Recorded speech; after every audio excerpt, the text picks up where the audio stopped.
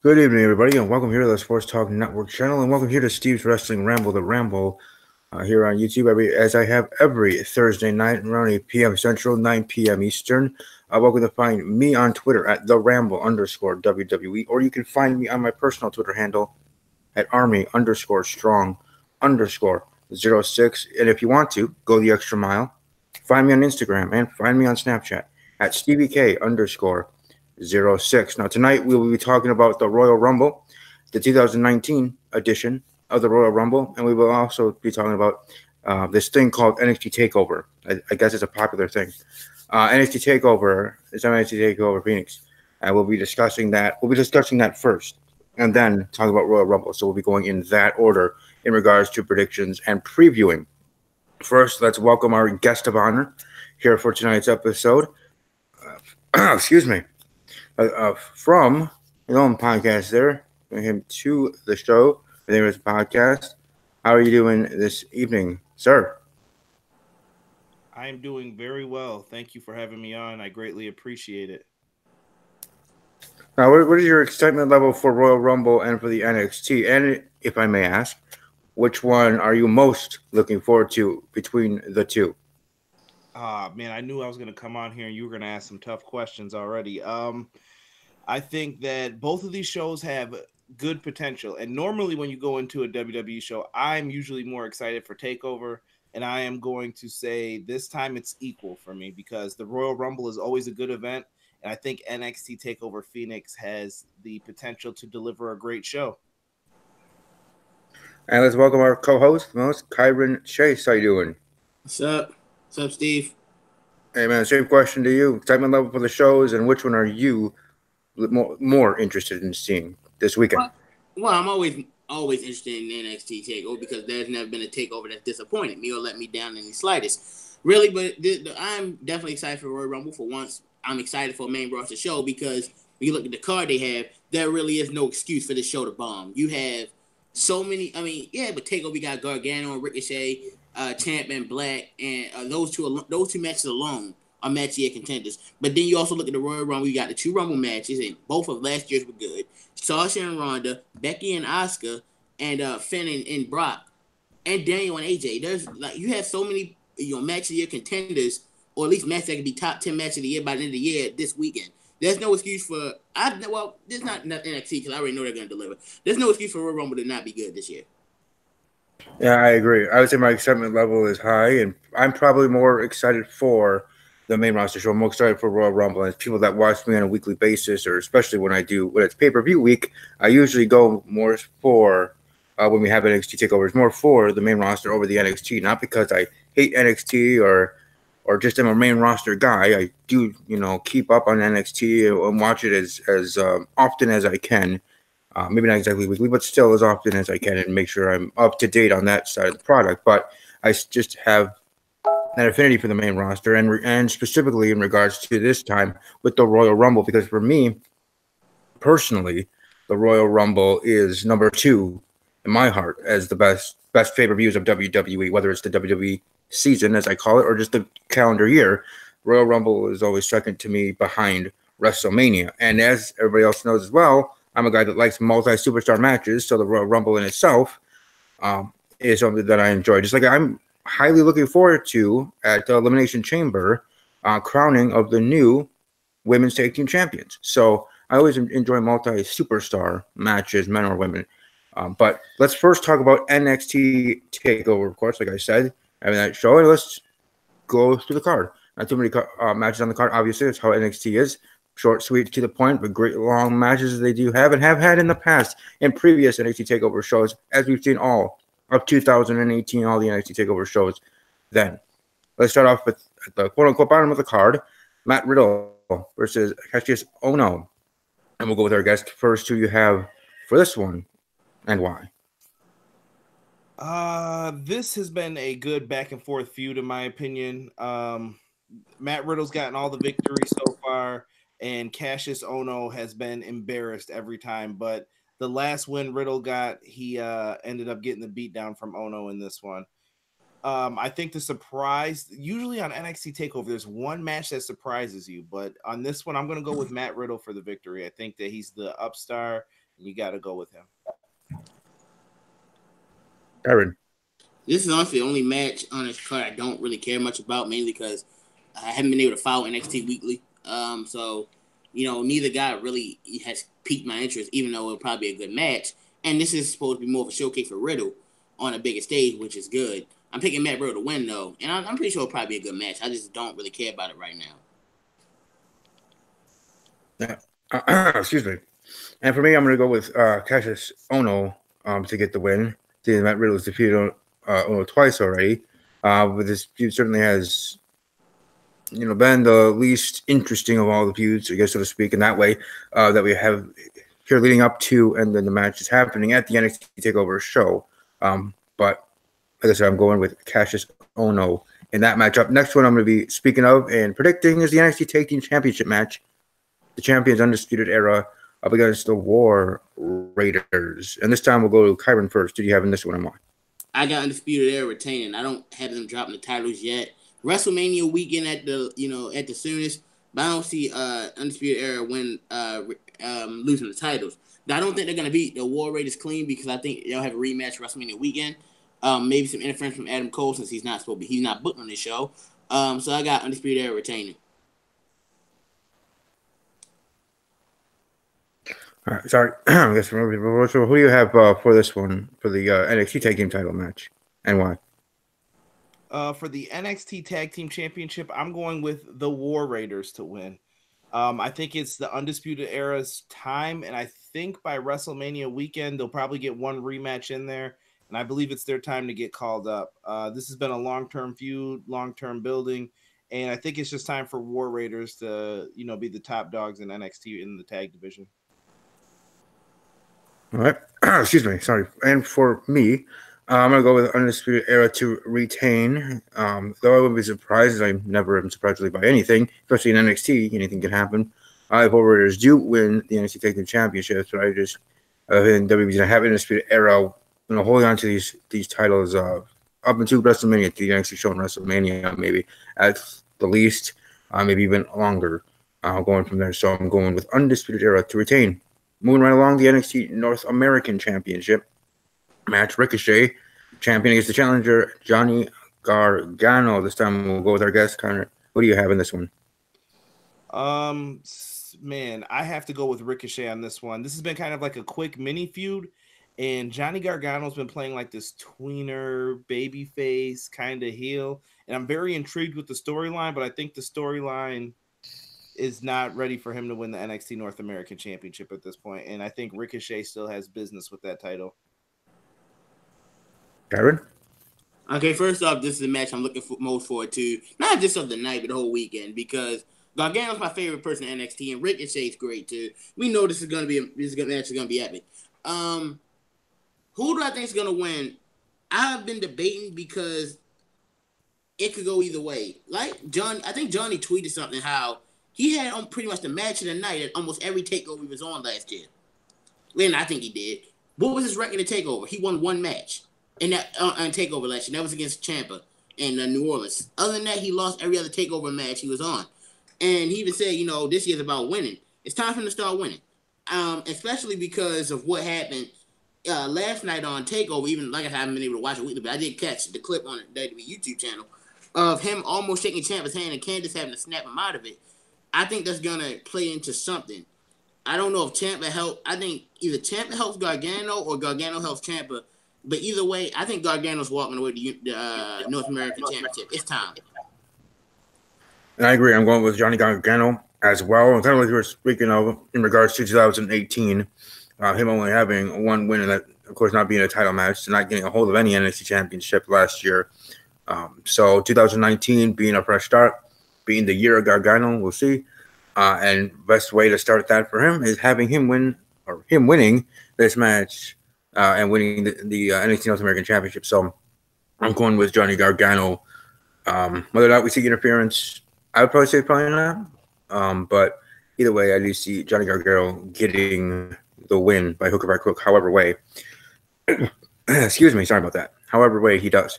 Moving right along, the NXT Women's Championship. Shayna Baszler, the champion, against my gal, Bianca Belair. one-on-one, and this time we'll start with Kyron. Who do you have in this matchup? I want Bianca to win. I would like to see Bianca Belair win, but I don't see it. I don't think she's beating Shayna Baszler. And you look at the Bianca, she doesn't really need to be undefeated anymore. And really Shayna's doing good with the title right now. So I think Shayna's going to retain the title. All right, Conrad. This is probably going to be the first one where we all agree. I think. I got Shayna Baszler winning this one as well. I think Bianca Belair, the undefeated, Kyron makes a great point about it. It has gotten her to the point to where she's at, and that's great. She doesn't need it anymore, though. She's already a tremendous talent. She shows every week what she can do in the ring. I thought she held her own in that promo battle on the weekly NXT television show against Shayna Baszler. I think the four horsewomen play into this one, and you get her some sympathetic babyface reaction from the crowd, I think, out of this. I like that. I like that idea a lot. For me, I'm going with Shayna Baszler as well, but I'm also agreeing with Kyron Chase on the front of I want Bianca Belair to win. I really am enjoying it. And I've been saying for weeks that I'm highly looking forward to when Bianca Belair does make it to the main roster. And I hope that Vince McMahon and the main roster people, writers, and others don't mess her up when she does make it to the main roster. But I, like I'm sure many others, I'm looking forward to when she doesn't go on the main roster. But for right now, I don't see her winning this championship. Though I do see Sarah putting in that work, them shine, so to speak, and this being 20, 30, maybe even 20, 30-minute match, whatever. But either way, loss looking good, right? So just because she loses doesn't mean she's buried. But also, we don't want her losing in too quick of a fashion either for it even to be assumed that she could be buried. So I think she's going to be fine.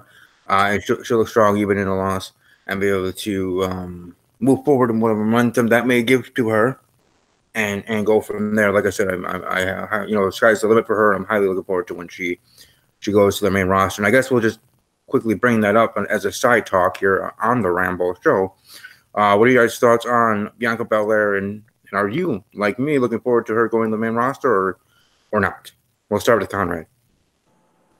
I'm sorry. Are you asking about Bianca Belair going to the main roster or Shayna Baszler? Bianca Belair, if you're excited for her. You know what? I'm actually with you guys on that. That's why I was raising my hand in the middle there. I also want Bianca Belair to win this. I think that she will become the champion. I just don't think it's this night that it's going to happen. I like both these ladies, to be honest. I think Shayna Baszler is ready to move up. I just don't know if her two friends are yet. But maybe you could move Shayna over to like the SmackDown brand. That'll be good for her. And Bianca Belair is an exciting talent who I think still needs a little bit more time in NXT to get her promo work up. But in the ring, I think she's got it. Well, you already know what I'm going to say. I don't look forward to anyone coming to the main roster because of history of it happening. So, I don't look forward to anybody. I don't look forward to not anyone coming to the main roster. I have a little bit of hope for Aleister Black and Adam Cole, but that's about it. And mainly Undisputed in general. But those are the only people I really have faith for at the moment. So, I don't look forward to anyone coming to the main roster. And besides, Bianca's not, I don't think she's ready yet. Like, let her stay down there for, let her stay down there a little bit longer. Work on her promo game a little bit. Have a couple more, solid matches. Because this is really her first, real takeover match. Let her have a couple more. Like, let her get the title eventually. Let her run with it. Let her face, Candice LeRae, who also hasn't really been used on TakeOver. Kairi Sane, Io Shirai, Mia Yim. Like, let her get the title and run with it a little bit. Don't bring her up now, or I wouldn't bring her up for at least a half more year. That's just the least. So no, I'm not looking forward to it. I don't look forward to anyone coming up to the main roster. Right, because I know you've been speaking on it in past weeks, Kyron, of the laundry list of WWE superstars that have come from the main roster and have been crushed by the main roster machine, so to speak.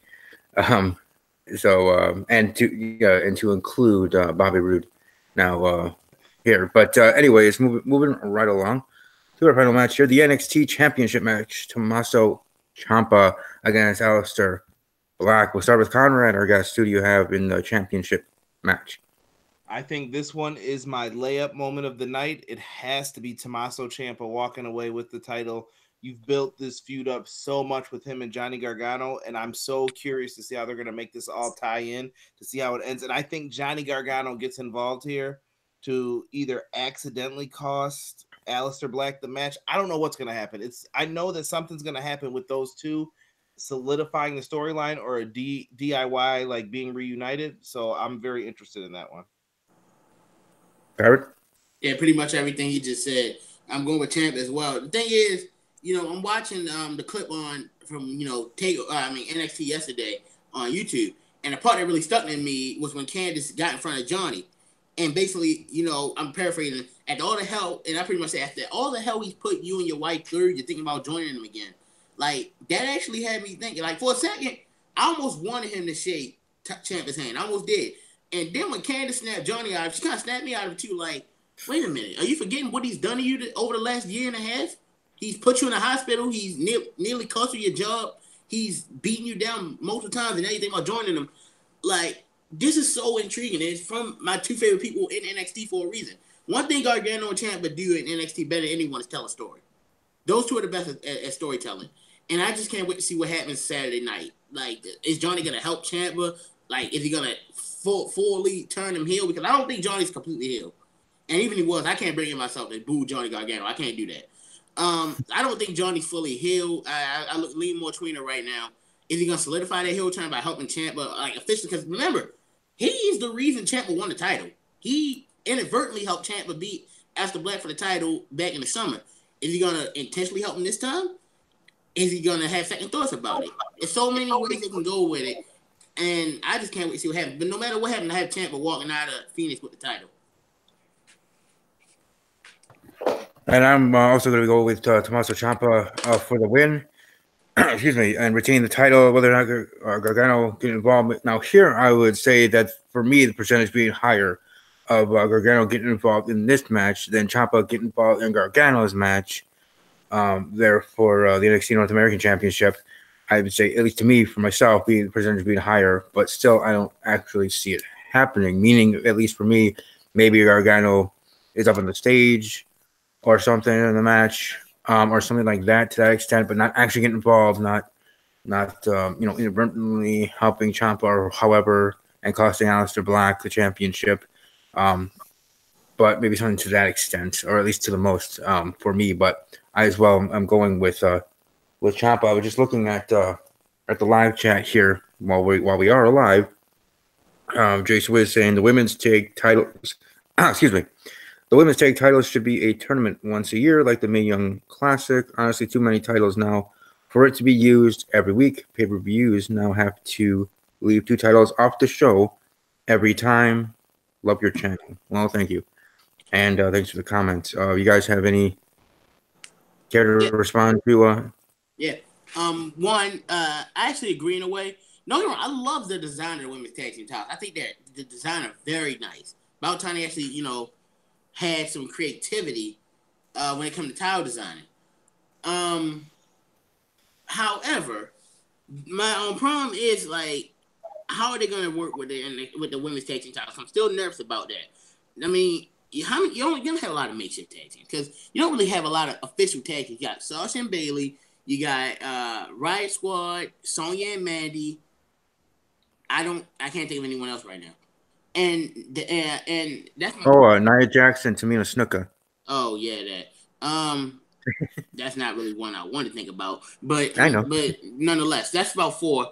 And like I said before, I mean, to make this work, you have to not only have them float between Raw and SmackDown, but I'm talking you got to take the NXT UK.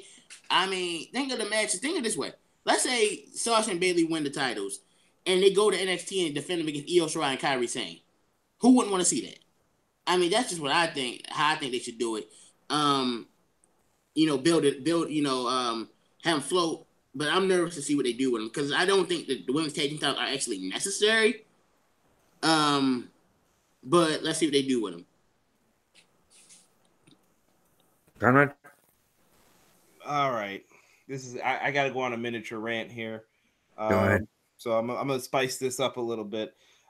First and foremost, I love the design of the women's tag team titles.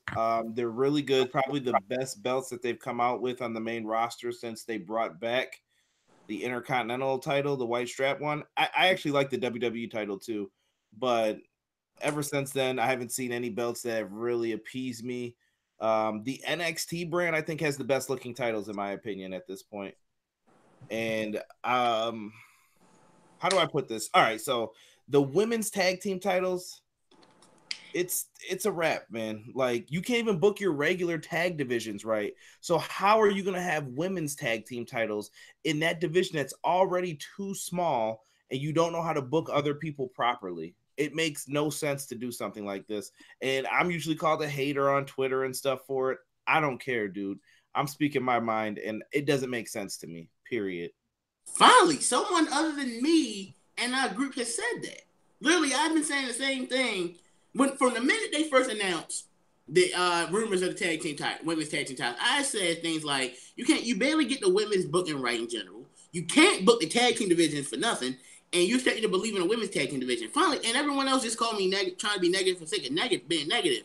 But no one looked at the fact of what I was saying.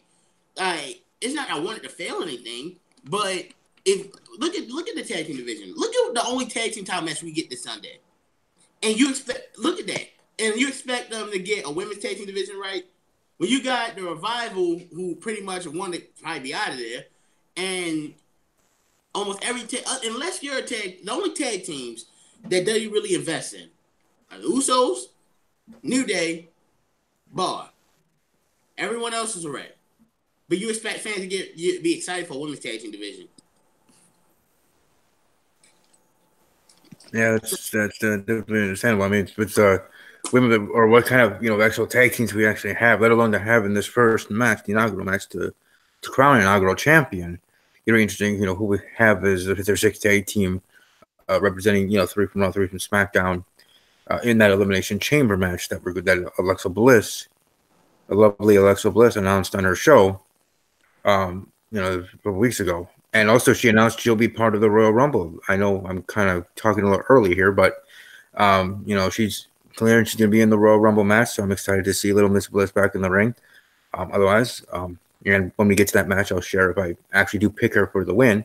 But just nice to finally have that confirmed, because I don't know how much longer they're going to keep her out of the ring. And I know it was precautionary because you're dealing with concussion, and you have to.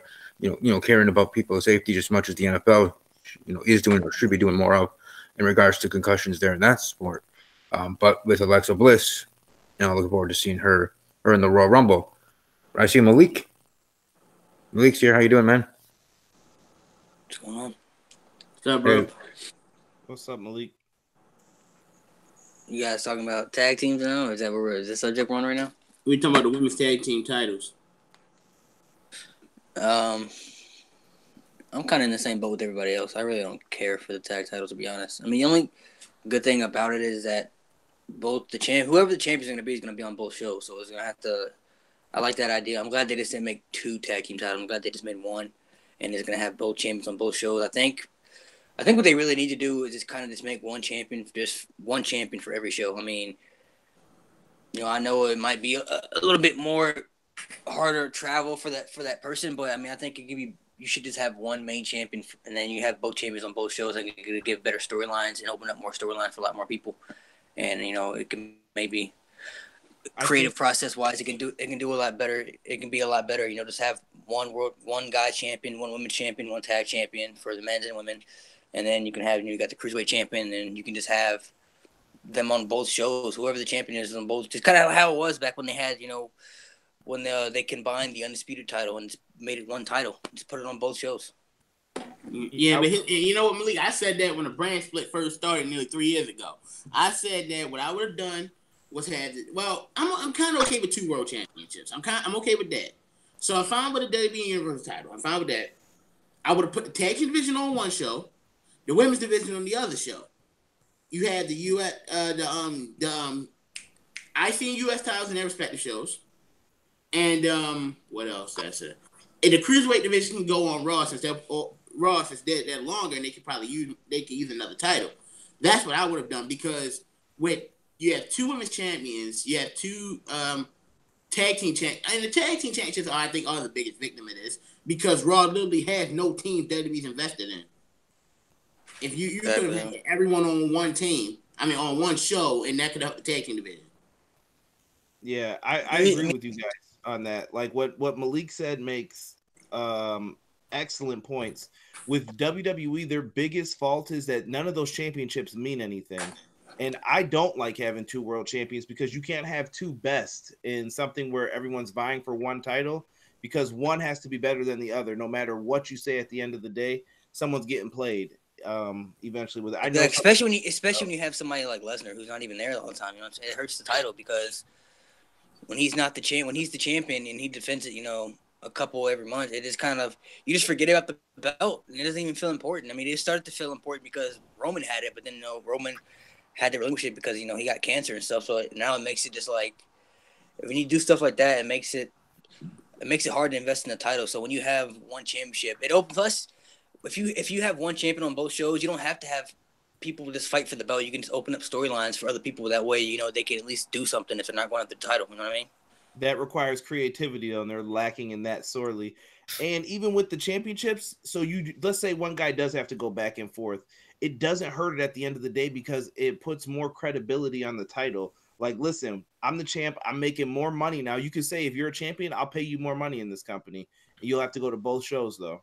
I mean, I think it works all around better for it, in my opinion. Plus, you know, they lack in creativity right now, but I think if they did the both titles on both shows, it could help creativity wise, you know, for more people. That way, you know, unless you have, you know, like on Raw, you have the champion as Lesnar. Well, how many people can this man fight that are believable on the show for him that can actually beat him? You know what I mean? So is that if you don't have him as the champion, you know, it makes it better. That way, in case you have these guys like Cena, Lesnar, guys who are going to be part timers when they come back, they don't have to go after the belt. You can put them in storylines with the people who aren't doing nothing, or just give them something creative wise for them something to do besides championship runs. Because when you put the title on them, it just makes the title less interesting. Yep. I mean, the Universal title has been around for since 2016? How many times have we seen that title in the last 2 years? About the 1 month time when Reigns held it. Let's look at the champions that held it. Finn Balor had it for a day. He got hurt. They don't count. And then Kevin Owens had it the longest. He had it for months and months. But then after that, Goldberg had it. Lesnar had it for over about a year and a half. Reigns had it for a couple months and then had to get rid of it. Now Lesnar has it again. So it's like, and he's gonna have it until WrestleMania. So for those guys, you know, I don't have a problem. I always said I don't have a problem with people being part time. That's fine. It's just when you put the title on somebody who's part time, it hurts. It makes that's why people get mad, because they're not there a lot, and it's like, okay, well, now we have to make the Intercontinental title the most important title on the show, which they don't do the right stuff with. So it's like when you have that title part time, you need to get it off a part timer and just put it on somebody who's full time and give that title just put it on both shows. That way you can have creativity. It could open so much just more creativity stuff for both shows and more people. Right, and for me, it's less of WWE not being creative, like totally. I think it's more of their motivation to be creative, meaning of now that with All Elite Wrestling and with that promotion and someone being a threat, whether it truly is going to be one or not, I don't know. But something like that, you know, being a more motivation to the writers, to WWE, Vince McMahon, to all and everybody in the company, that then to be more creative. And as I was saying at the end of 2018, when we get to the start of a new year, and we're on the road to the Royal Rumble, we're on the road to WrestleMania, and things seem better. Things are more creative. You know, things start really getting interesting, and you're enjoying every week or most weeks. Monday Night Raw, SmackDown Live, and the shows going to WrestleMania and the subsequent pay-per-views as well. I want that to continue on past that. I think we all do. We want WWE to continue to be that way and flourish throughout the whole entire year, and their creative team to be and stay creative and be creative, do their jobs, you know, that they are paid to do, and do them well, and continue to do them and to their highest potential, not just during WrestleMania season, but therefore after. Because I'm one that I want WWE to care about all their pay-per-views, whether they're B-level pay-per-views, main 5 pay-per-views. I don't give a I don't care. I want them to care about them all, and put forth heart and effort in each and every one of them. And if you're going to have a pay-per-view each and every month, or you're going to have 2 pay-per-views when you have one show in Saudi Arabia, and then you have a pay-per-view at the back half of that month as well. Well, you're the one that, or as a company, you're the one that put yourself in that situation. So you're, as a company with your writers, do your job and to creatively have that pay-per-view, whatever pay-per-view that is, at the end of the month, as much as you're putting into the Saudi show because they're spending so much money to get that show and having a show over there. But those shows weren't good though. I know, but I'm just saying. It's just, for me, I think it's less of them truly not being creative. I think it's motivation for them to be creative. That's the issue for me. I don't see it that way. If you're uncreative, you're uncreative. I'm not gonna give you, because you want to be creative. No, if you're not creative, you're not creative. There is no excuse for, especially that time for November, December when Raw was so unbearable. Especially what was that November 26th episode? Literally, no one said anything good about. There's no excuse for that. This is why I get so hard on WWE. It's because they have too talented of a roster to be putting on shows this bad. That's why I get angry with the company, because there's no excuse for, especially your developmental territory, to be knocking out of the park every show they do, and then which half of your pay-per-views aren't that good. Last year, I probably count on like one hand how many pay-per-views I legitimately enjoyed. That's my problem. And this is the problem with having multiple pay. You don't have to have this many pay-per-views a year. You don't have to do that. But they have that many pay-per-views, and fans nearly hit burnout. I mean, thankfully, people aren't paying $40 and $50 for them anymore. But that's not the point. But when you have, and then you have the shows so bad. I mean, last year you had Backlash that everyone hated. Year for that, it was Battleground that everyone hated. Those shows, like, there's no excuse for that. Those type of shows that only have one good match, and then people look at that one good match and think, well, the show wasn't that bad. For example, Battleground 2017 was the Usos and the New Day. After that, everything else went to shit. Last year, Backlash, literally Miz and Rollins, the only good thing from that show. Nothing else. So and then even this, you look at other pictures this year. You had Elimination Chamber, which the only thing that was really good was the women's chamber match, which wasn't great either.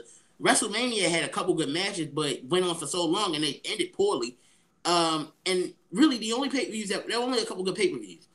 I'm hoping that there's no reason that a pay-per-view should be bad, even if you don't give us the most creative booking going into it. You have the roster that should be able to make it. You should be able to give them material to deliver in ring. That's when I'm going to get angry. I think WWE's main problem is that they became too much of a corporation. They're really loyal to the money. No matter what, at the end of the day, they are all about the cash flow. And are they uncreative? I won't say that, because sometimes they pull out a gem here and there. The problem with them is that they don't have any competition to make them consistently creative. When WCW and all those guys were around back then, I don't know if you guys were watching, but I watched it live when it happened. And I was always a WWF guy. I don't care what anybody says. Call me a liar. I was watching Goldust versus Ahmed Johnson, not the NWO. So when I'm watching that, WWE was trying so hard to do so many different things, and they were keeping the competition up. And then for years and years and years, they were going at 100. And then all of a sudden, once WCW disappeared, every year it seemed like they lost a little bit more and a little bit more.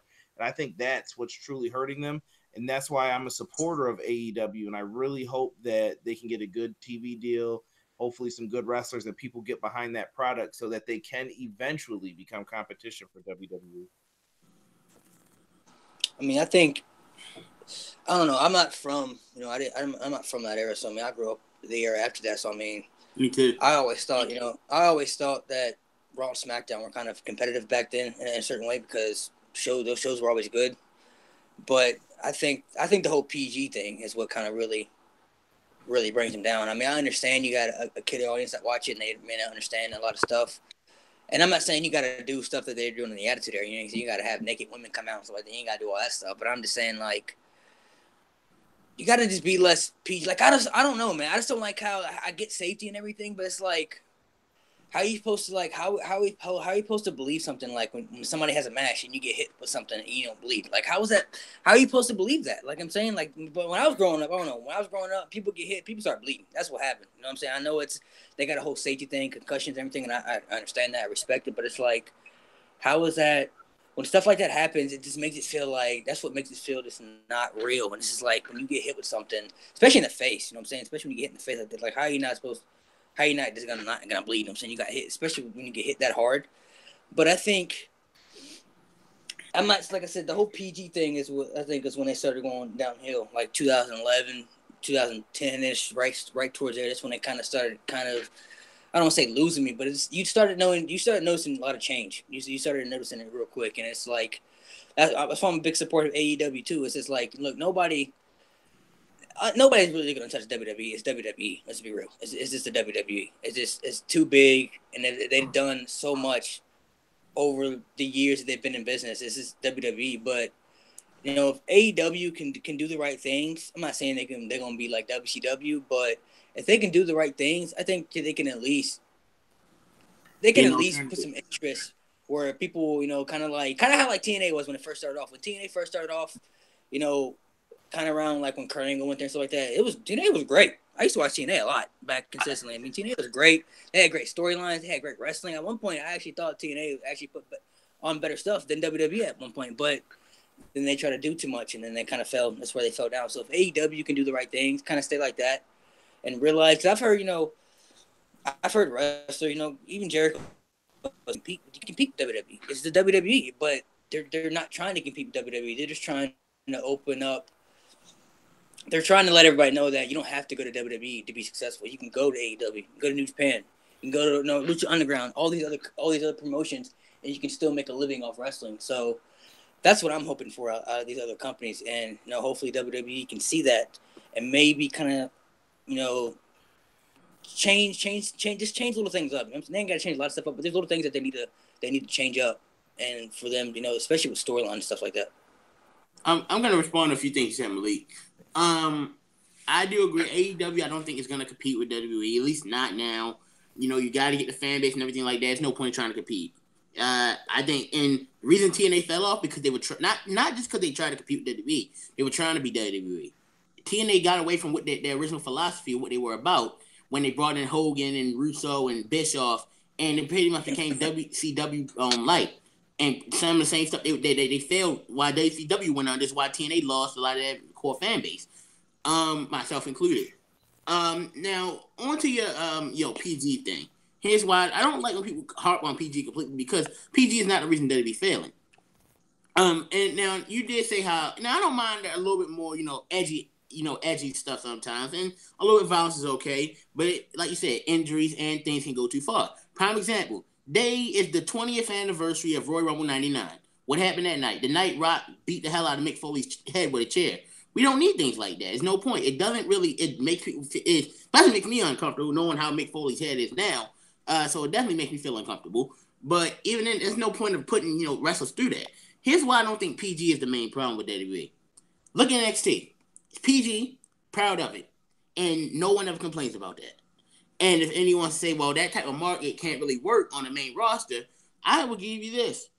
Remember back in 2015, John Cena and Kevin Owens had 3 back-to-back good matches that everyone liked.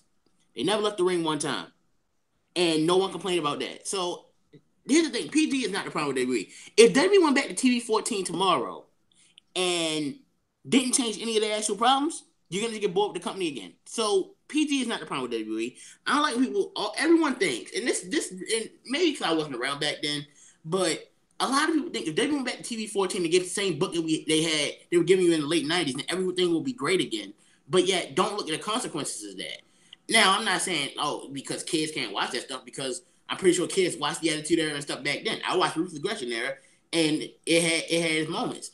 But I think you can do a lot more with PG when you do it right. Case in point, NXT. I would agree with that. I think the main thing people forget about the Attitude Era is the matches weren't as good as today. Match quality today is huge. I remember watching like The Godfather versus the Blue Blazer. If you think that's a 5-star match, you're crazy if you think that was anything but good. The best wrestlers were like D'Lo Brown in them and X-Pac. To be honest, you didn't get good matches on Monday Night Raw. It was all story and character. And even the pay-per-view big matches, even though, I do enjoy a lot of those matches, were high on shenanigans. I mean, think of it this way. WrestleMania 15's main event was Rock Austin. Now, I really like that match, even though it's my least favorite Rock Austin match. Look how much people got involved in that match. Like, that was the problem. That's the thing. And I'm not, and even then, you want to look at the attitude there. You know, I admit the last couple WrestleManias haven't been solid. Other than 17 and 14, you know, a lot of the WrestleManias during the attitude era weren't the greatest. I mean, 14 I thought was good. 15 I thought was mediocre, was not good at all, besides the main event. 16, I mean, it's all right. I don't think it's great. 17, obviously, everybody loves that one. So during that time, and hell, 99, for example, success, WWE could do no wrong. They were making more money than they knew what to do with. How many pay-per-views during 99 were actually very good? Now look at 2000. Another year where they made successful, but 2000 pay-per-view wise were hitting banger after banger after banger. They focused on different things. And in-ring work was a part of it. Now, I'm not saying like top guys couldn't work. Austin could work, Undertaker could work, Rock could work, Foley could work, Triple H could work. But you look at the endurance and the, you know, in-ring work now, it's obviously better than it was back then. But back then had, you know, better characters and more holy shit moments, which is why people love the Attitude Era so much. And, you know, even though I wasn't around back then, I know that and understand it.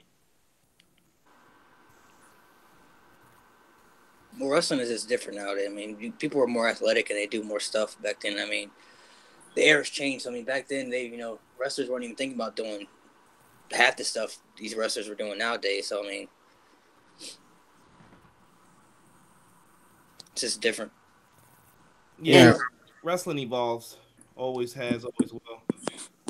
But here's the thing with wrestling evolving, WWE for some reason is not trying to evolve. Hell, they didn't even try to evolve in the late 90s, so it was almost too late. Think of it.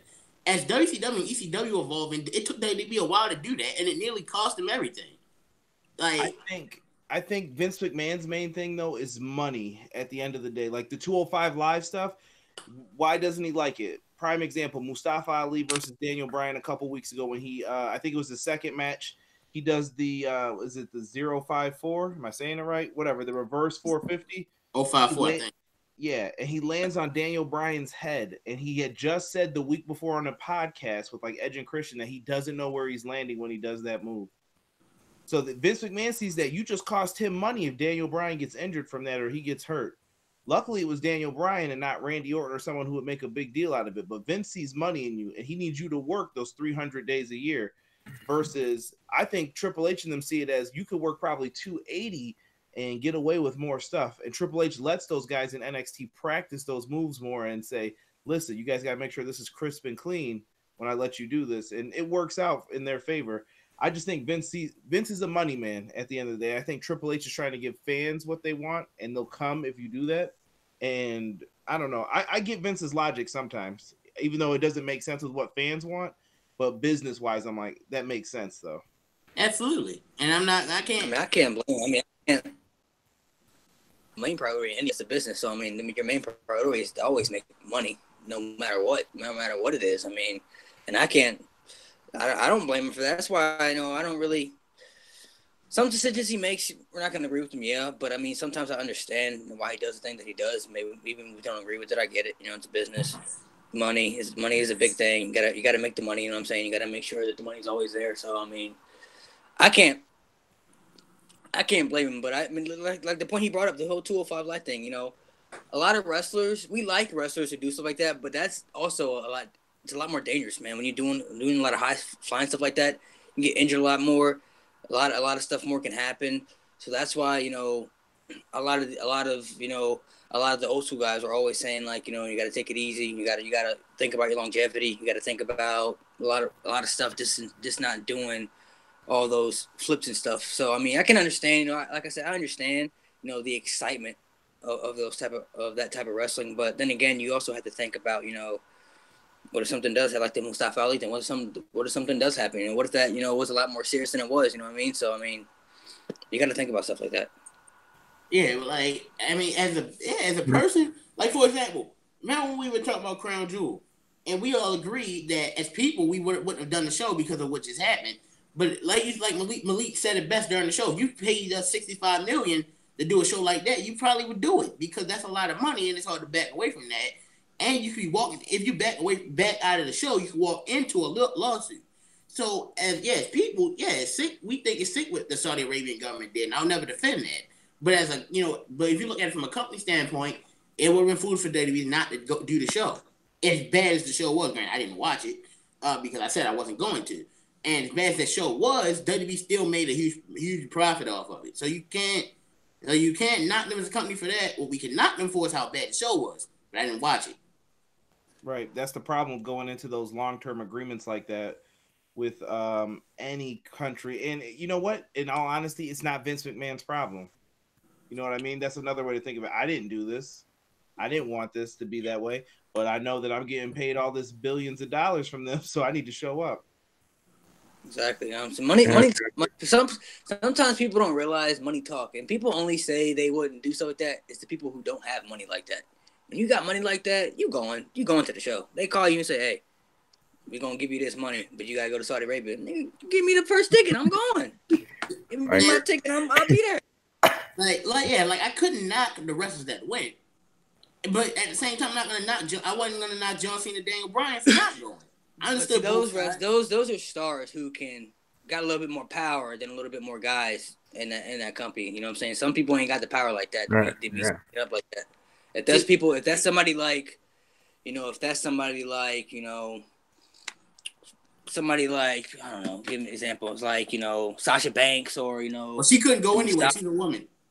The Mustafa Ali's or, the Mustafa Ali's, the people like those, the Bobby Lashley's, those people, they gotta go. I mean, they didn't have to go. I mean, they could have probably pulled out if they wanted to, but it is what it is. Yeah, but the difference would have been, though, and I think what Millie's point is, the difference is if it was someone like that, then in regards to it being John Cena and Daniel Bryan, is there would be stronger repercussion for them later on, or if not already swift by Vince McMahon and by WWE. I think that's very if that was Elias that said, "Hey, I'm not going," no, you're going, or you're gonna be fired. One or the other, you going. So you fire someone and take away their freedom of speech. Good to know. I don't know. It's a business. It's a business though, bro. Business come first, man. And people gotta understand that. Come first. Your business, and you're under contract by WWE, and you have to be part of the show. You be part of the show. If you don't want to be part of the show, and you're not Daniel Bryan, you're not John Cena, you're not one of the top guys. You're not a Roman Reigns or people. Those guys are selling more tickets than guys. Elias ain't selling more tickets than guys like John Cena. So John Cena can say stuff like that just because he's John Cena. He's done a lot more stuff for the company. That Vince McMahon is grateful for and stuff. Who's not the same McMahon? Vince is like, okay, you know what? You don't want to do the Saudi Arabia show. That's fine, whatever. You'll come back when we need you or something like that. But guys like Elias and stuff like that, those guys gotta go, man. Whether they want to or not, if they don't agree with it, they gotta go. And in regards to Daniel Bryan, it's not like Vince McMahon didn't have a talk with him. I mean, he wasn't going to reprimand him because of his popularity. But the fact that he was promoting him, again, WWE a promotion, and promoting Daniel Bryan in a title match at that event against AJ Styles, and Daniel Bryan's just going to be like, nope, I'm not going for whatever reason, which is right. I'm not judging him on that 100%. Do what you feel is best for yourself. But it's not like Vince McMahon didn't have a heart-to-heart with Daniel Bryan. Just not, obviously not publicly, and no actual public repercussions to Daniel Bryan, as we know. So anyway, I think Conor was going to say something. Let him speak. I was going to say that no matter what Vince said, though, in those meetings, he would look like a hypocrite, no matter what, because of all the incentives and everything else that they pushed. And the main thing when it comes down to all of this comes down to your motivations as well. Sometimes money isn't the biggest motivator for some people. Look at Adrian Neville, Pac, whatever you want to call him. Neville walked away from big money because he just was so sick of all of the crap on the main roster happening, losing to Enzo Amore. Like, that, no matter what amount of money you offered him, that dude was like, yo, I'm out. I want to go home. I'm done with this. And he went home and he didn't wrestle for anybody till his contract ran out. And then he showed up at Dragon Gates just like, dude, what happened? Like, what did they do to you that made you so mad? And I think that's WWE's biggest problem. And I know I'm probably about to get into a little miniature thing that you may bring up later, but Ronda Rousey and the whole she may not be I actually was going to bring that up next, yes. Yes, Ronda Rousey may not be into the WWE after WrestleMania. And yeah, she wants to start a family. So you're all for women's rights, right, Vince? And it looks hypocritical no matter what because they're taking all these political stances against things. And I think he needs to find out what motivates certain people on his roster. because I think Vince is out of touch with these kids. Like, he has no idea. He probably doesn't even know that Xavier Woods plays video games. He's like, oh, he's a child. I don't understand why he plays video games. Dudes in their 30s and 40s play video games now. Like, they don't want to be bothered with any of this stuff. I don't think Vince gets it. Like, he's just, I don't know. I think he's just a little out of touch with stuff. And he needs to either put people in the right spots to figure out what motivates these guys and what makes them happy. Because it seems like a lot of the main roster's unhappy. Like NXT, everyone's like, it's great. I wish I could stay down here forever and get paid. And then main roster's just, dude, why am I here? Like, look at Nakamura. Kyron brought that up earlier. This dude won the Royal Rumble last year. And now we're going to talk about him being on the pre-show when we talk about the Royal Rumble. Mm-hmm. I just threw my pen down. Come on, bro. And I wouldn't be surprised if that's the very first match. It will be. Come on, man. I mean, the whole Ronda Rousey thing, though, people don't know is that she's under contract until 2021. Exactly, Malik. That's why I was like, you know. So I mean, she's probably gonna go and have a fan, but she's gonna have to come back at some point. If she's right? Yeah, that's what I was thinking too. A couple years. So it's not like people are blowing that load out of proportion. She's leaving, but she's not like leaving the company. She's just leaving to go. You know, she wants to have a family and everything. And that's fine. You know, go have a family, go have kids. You know, do what you want. But it's like she's not. I think some people are thinking that she's leaving the company, like she's not coming back. She's under contract for like another 2 years, so she's not leaving the company. Right, and that's what I was saying from some sites saying that she's leaving pro wrestling or for all good and this and that. Where no, that wasn't the thing. Just as Malik eloquently stated there, she's under contract till 2021. She wants to start a family. You know, Vince and WWE will let her do that, right? They're not going to make her not do that. You know, sort of thing. That's her personal business. So take the 9 months, take the year, whatever that she wants, to focus on that, and then come back and finish her contractual obligations. And when we get to 2021, we can have this conversation again of will she resign or will she leave? You know, and that'll be the actual first real conversation of Ronda Rousey and her future in WWE when we get to the year 2021.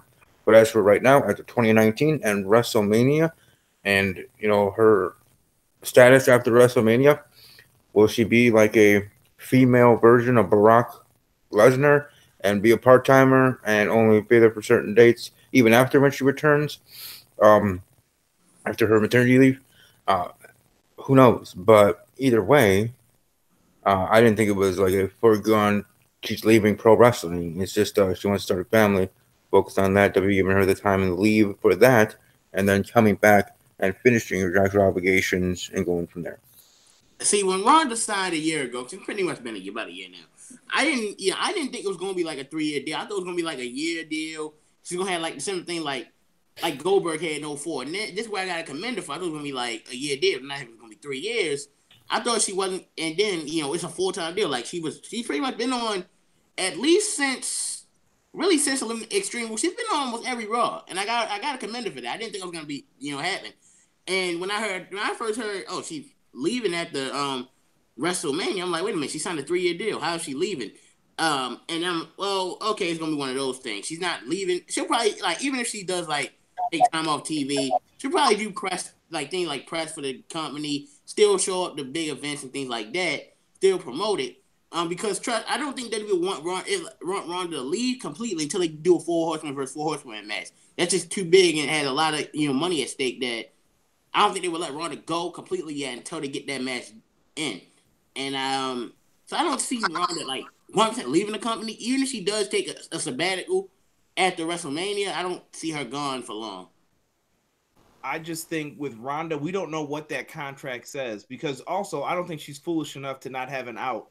She may have an option where she says, I promise you this first year fully, but anytime I can pull out of this, because WWE's been offering crazy contracts again. Also with Ronda too, she's not going to be treated like Rey Mysterio. I don't know if you guys remember when Rey Mysterio was injured all the time, and then Vince McMahon wouldn't let him leave until he made up the dates that he owed him. I doubt that he's going to do that to someone else too. What's up, Mountie? Yo! Yeah, they're not going to do that. Favorite American friends? They're not going to do that. They're not going to do that to Rousey. There's certain things I don't know, man. There's this. I think. Oh, no. My point. I'm sorry, I didn't even finish it. My point was that they're not going to treat Ronda the same way they would treat Rey Mysterio. Ronda may just get to walk away too, and Vince will be like, you know what? I'll just pay you. You were a good person. You were good to me. I thought you did well. You exceeded my expectations. Take the money and go. It depends on what she wants to do. The ball's in her court if she's actually leaving. We don't even know if this is true. But Vince, I think Vince looks at little things like that differently nowadays. Like I just think he's a lot wiser and smarter when it comes to that, and he sees value. I think he sees more value in a lot more people than he would have. If this was a couple years ago, I don't know if that would have been the same. I don't know if it would have been the same. You know what I'm saying? Because I don't know if you guys ever seen. Have you guys ever seen that documentary called The Wrestling Shadows about Bret Hart? Like I don't know if you guys ever seen it. But, I've heard of it, I don't think I've watched it. Yeah, of course. Yeah. But like if you watch that, that's just like that's some crazy shit that's going on back there. Like they go like through the details and the whole Montreal Screwjob, but it's like little stuff like that. I just don't know if I don't know if stuff like that would happen nowadays and than it would back then. So I think either way, Rousey, she's gonna be good though. They're gonna feed her what she wants to hear just to make sure they can keep her around. You know what I'm saying? And it probably won't even be Vince talking to her. It'll be Triple H if anything. Well, he does deal more with the talent stuff, like talent relations and who's getting signed more than Vince does. So it probably will be Triple H.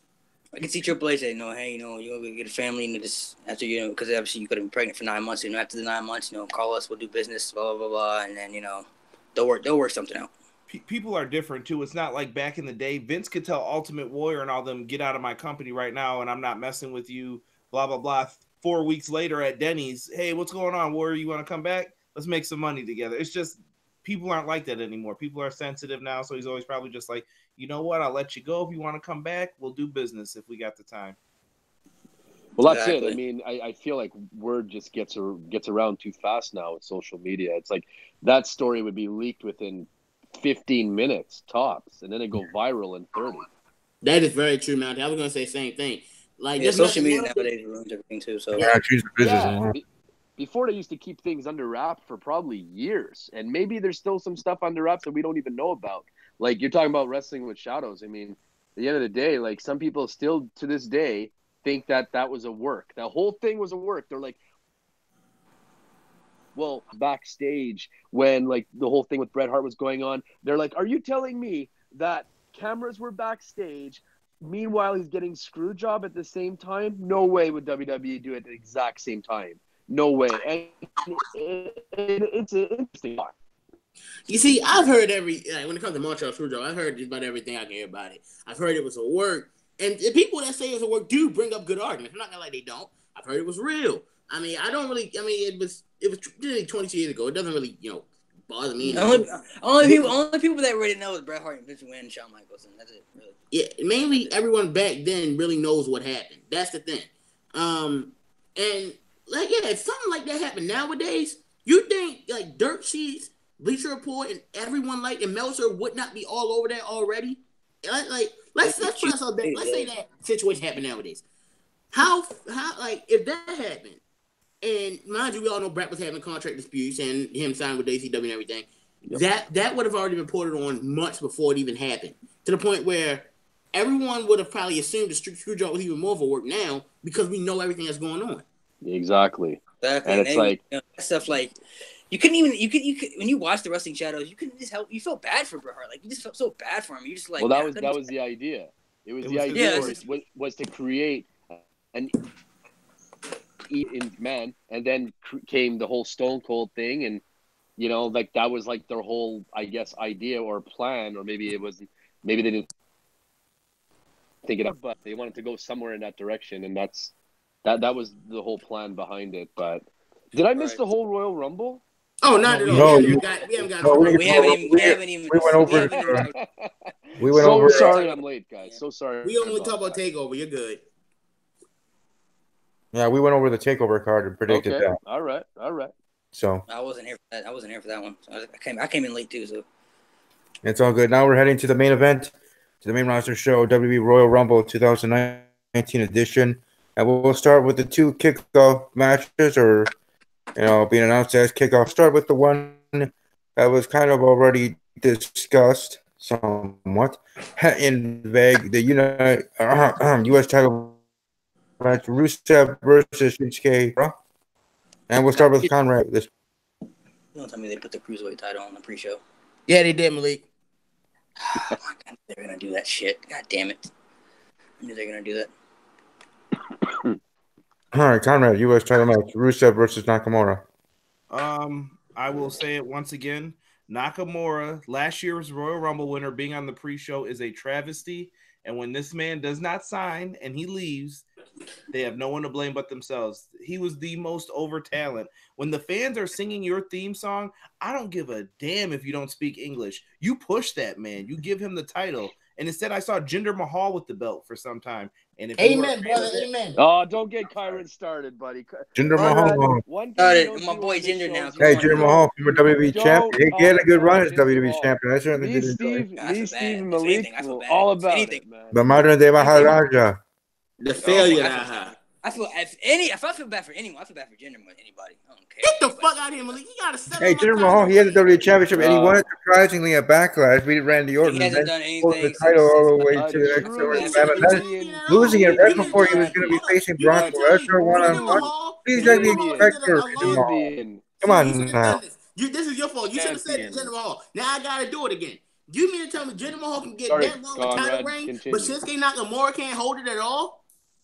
And I'm not gonna get angry about that. All right, let Conrad. So for my official prediction, I have Rusev winning this. I ain't got a problem with that. I like Jinder. I like Jinder Mahal. You already know how I feel about Jinder Mahal. You know I don't like. I know, man. It's all about Jinder Mahal. I love Jinder. I'm with Kyron. No. Let's push Jinder again. Hashtag Jinder.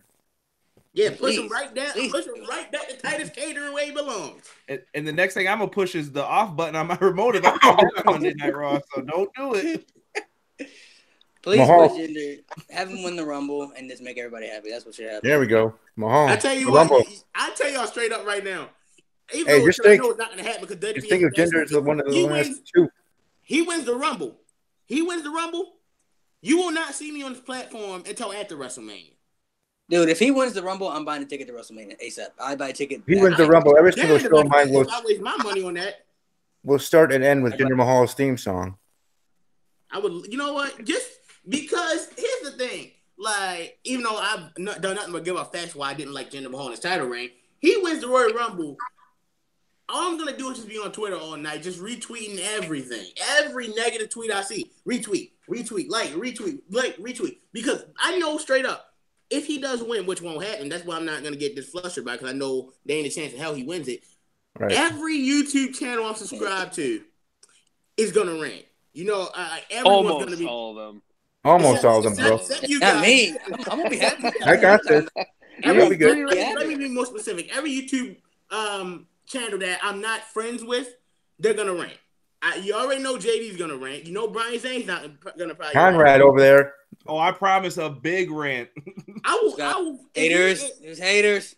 If he wins the Rumble, even because I know it's not going to happen. That's why I'm not even going to get angry. If he wins the Rumble, not only will you see a rant, I will literally record it as the show is still on.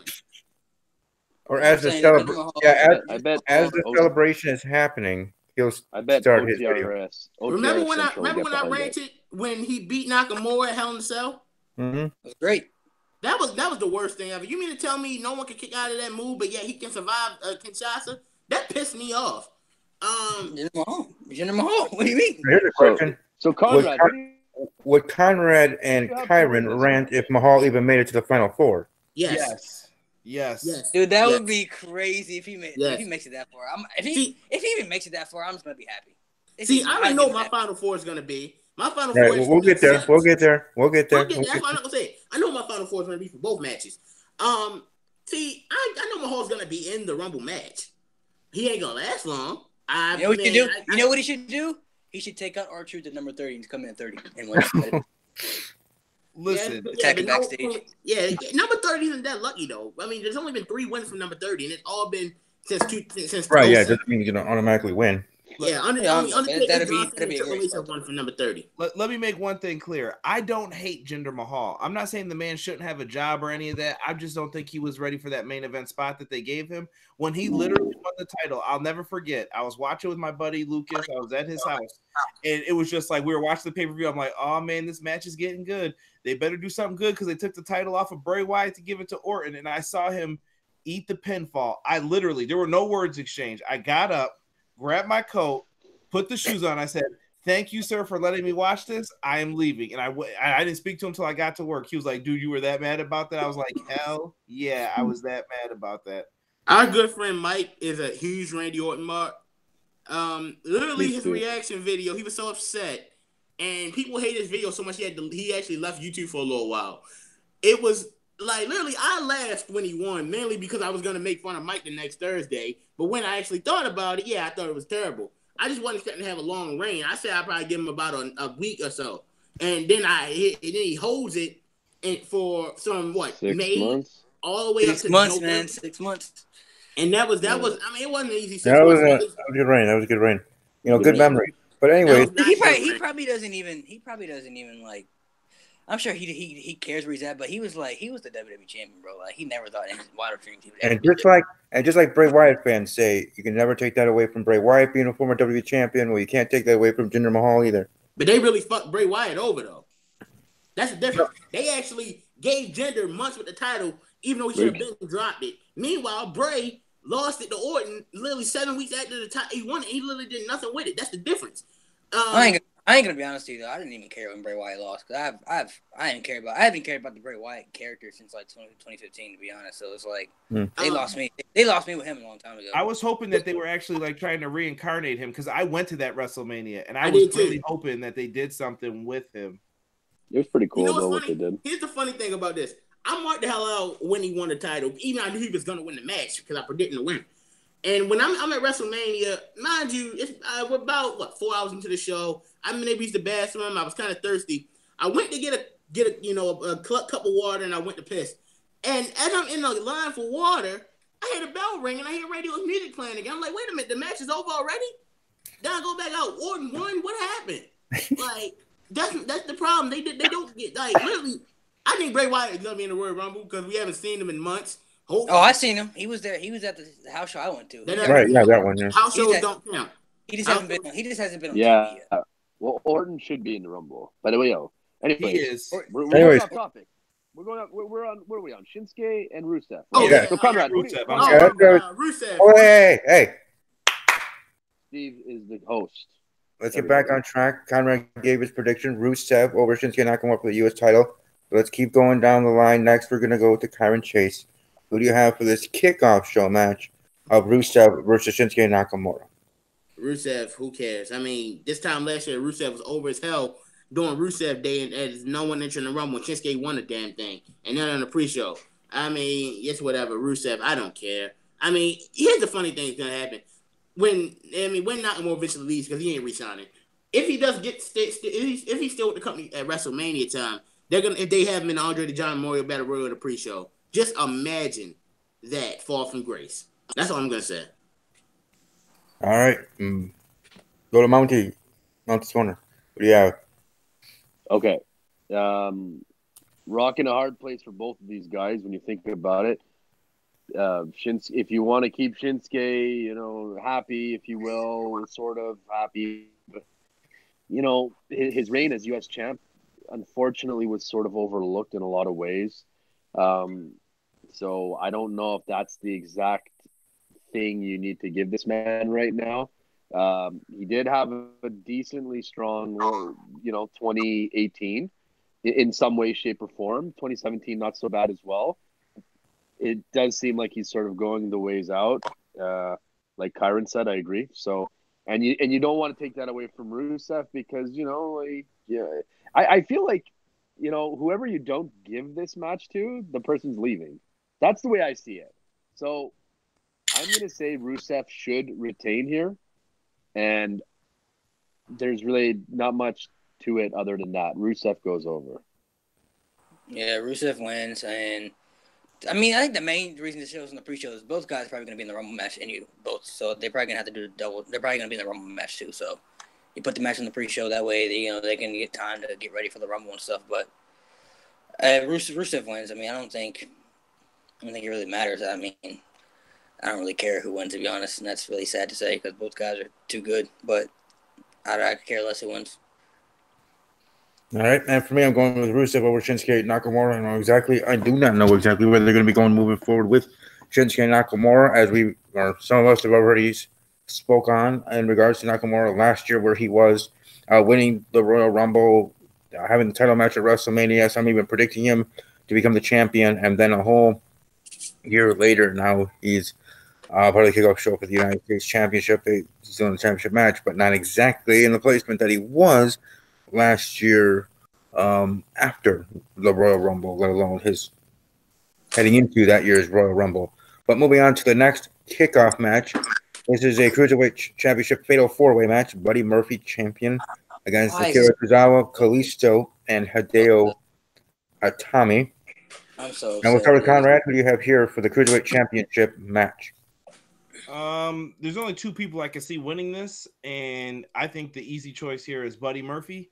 Buddy Murphy really has had a lot of time with the belt, and I also believe that if you called up Mustafa Ali, Buddy Murphy and Cedric Alexander also have to be on the radar for that as well.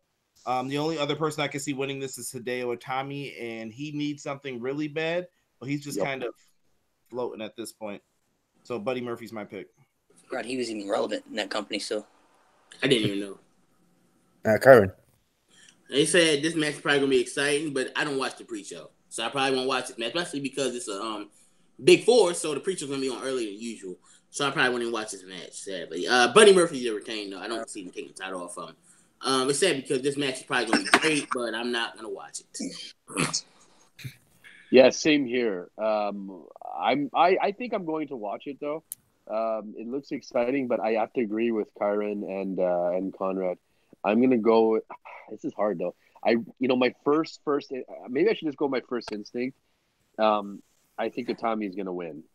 I think he's got nothing so far, and I think this is like just something. I don't understand why they would insert him if he wasn't going to win in this particular case. I know it sounds really weird, but I do think that they can sort of use this story going into WrestleMania. I don't know. I have to go with Itami. My brain wants to say yes, Buddy Murphy is doing a decent job as champion, which he is, and he could go into WrestleMania as champion. Who knows? But really might just switch something up here and see what this is about. So I'd like to see that and see if it brings a little bit more merit to the 205 title.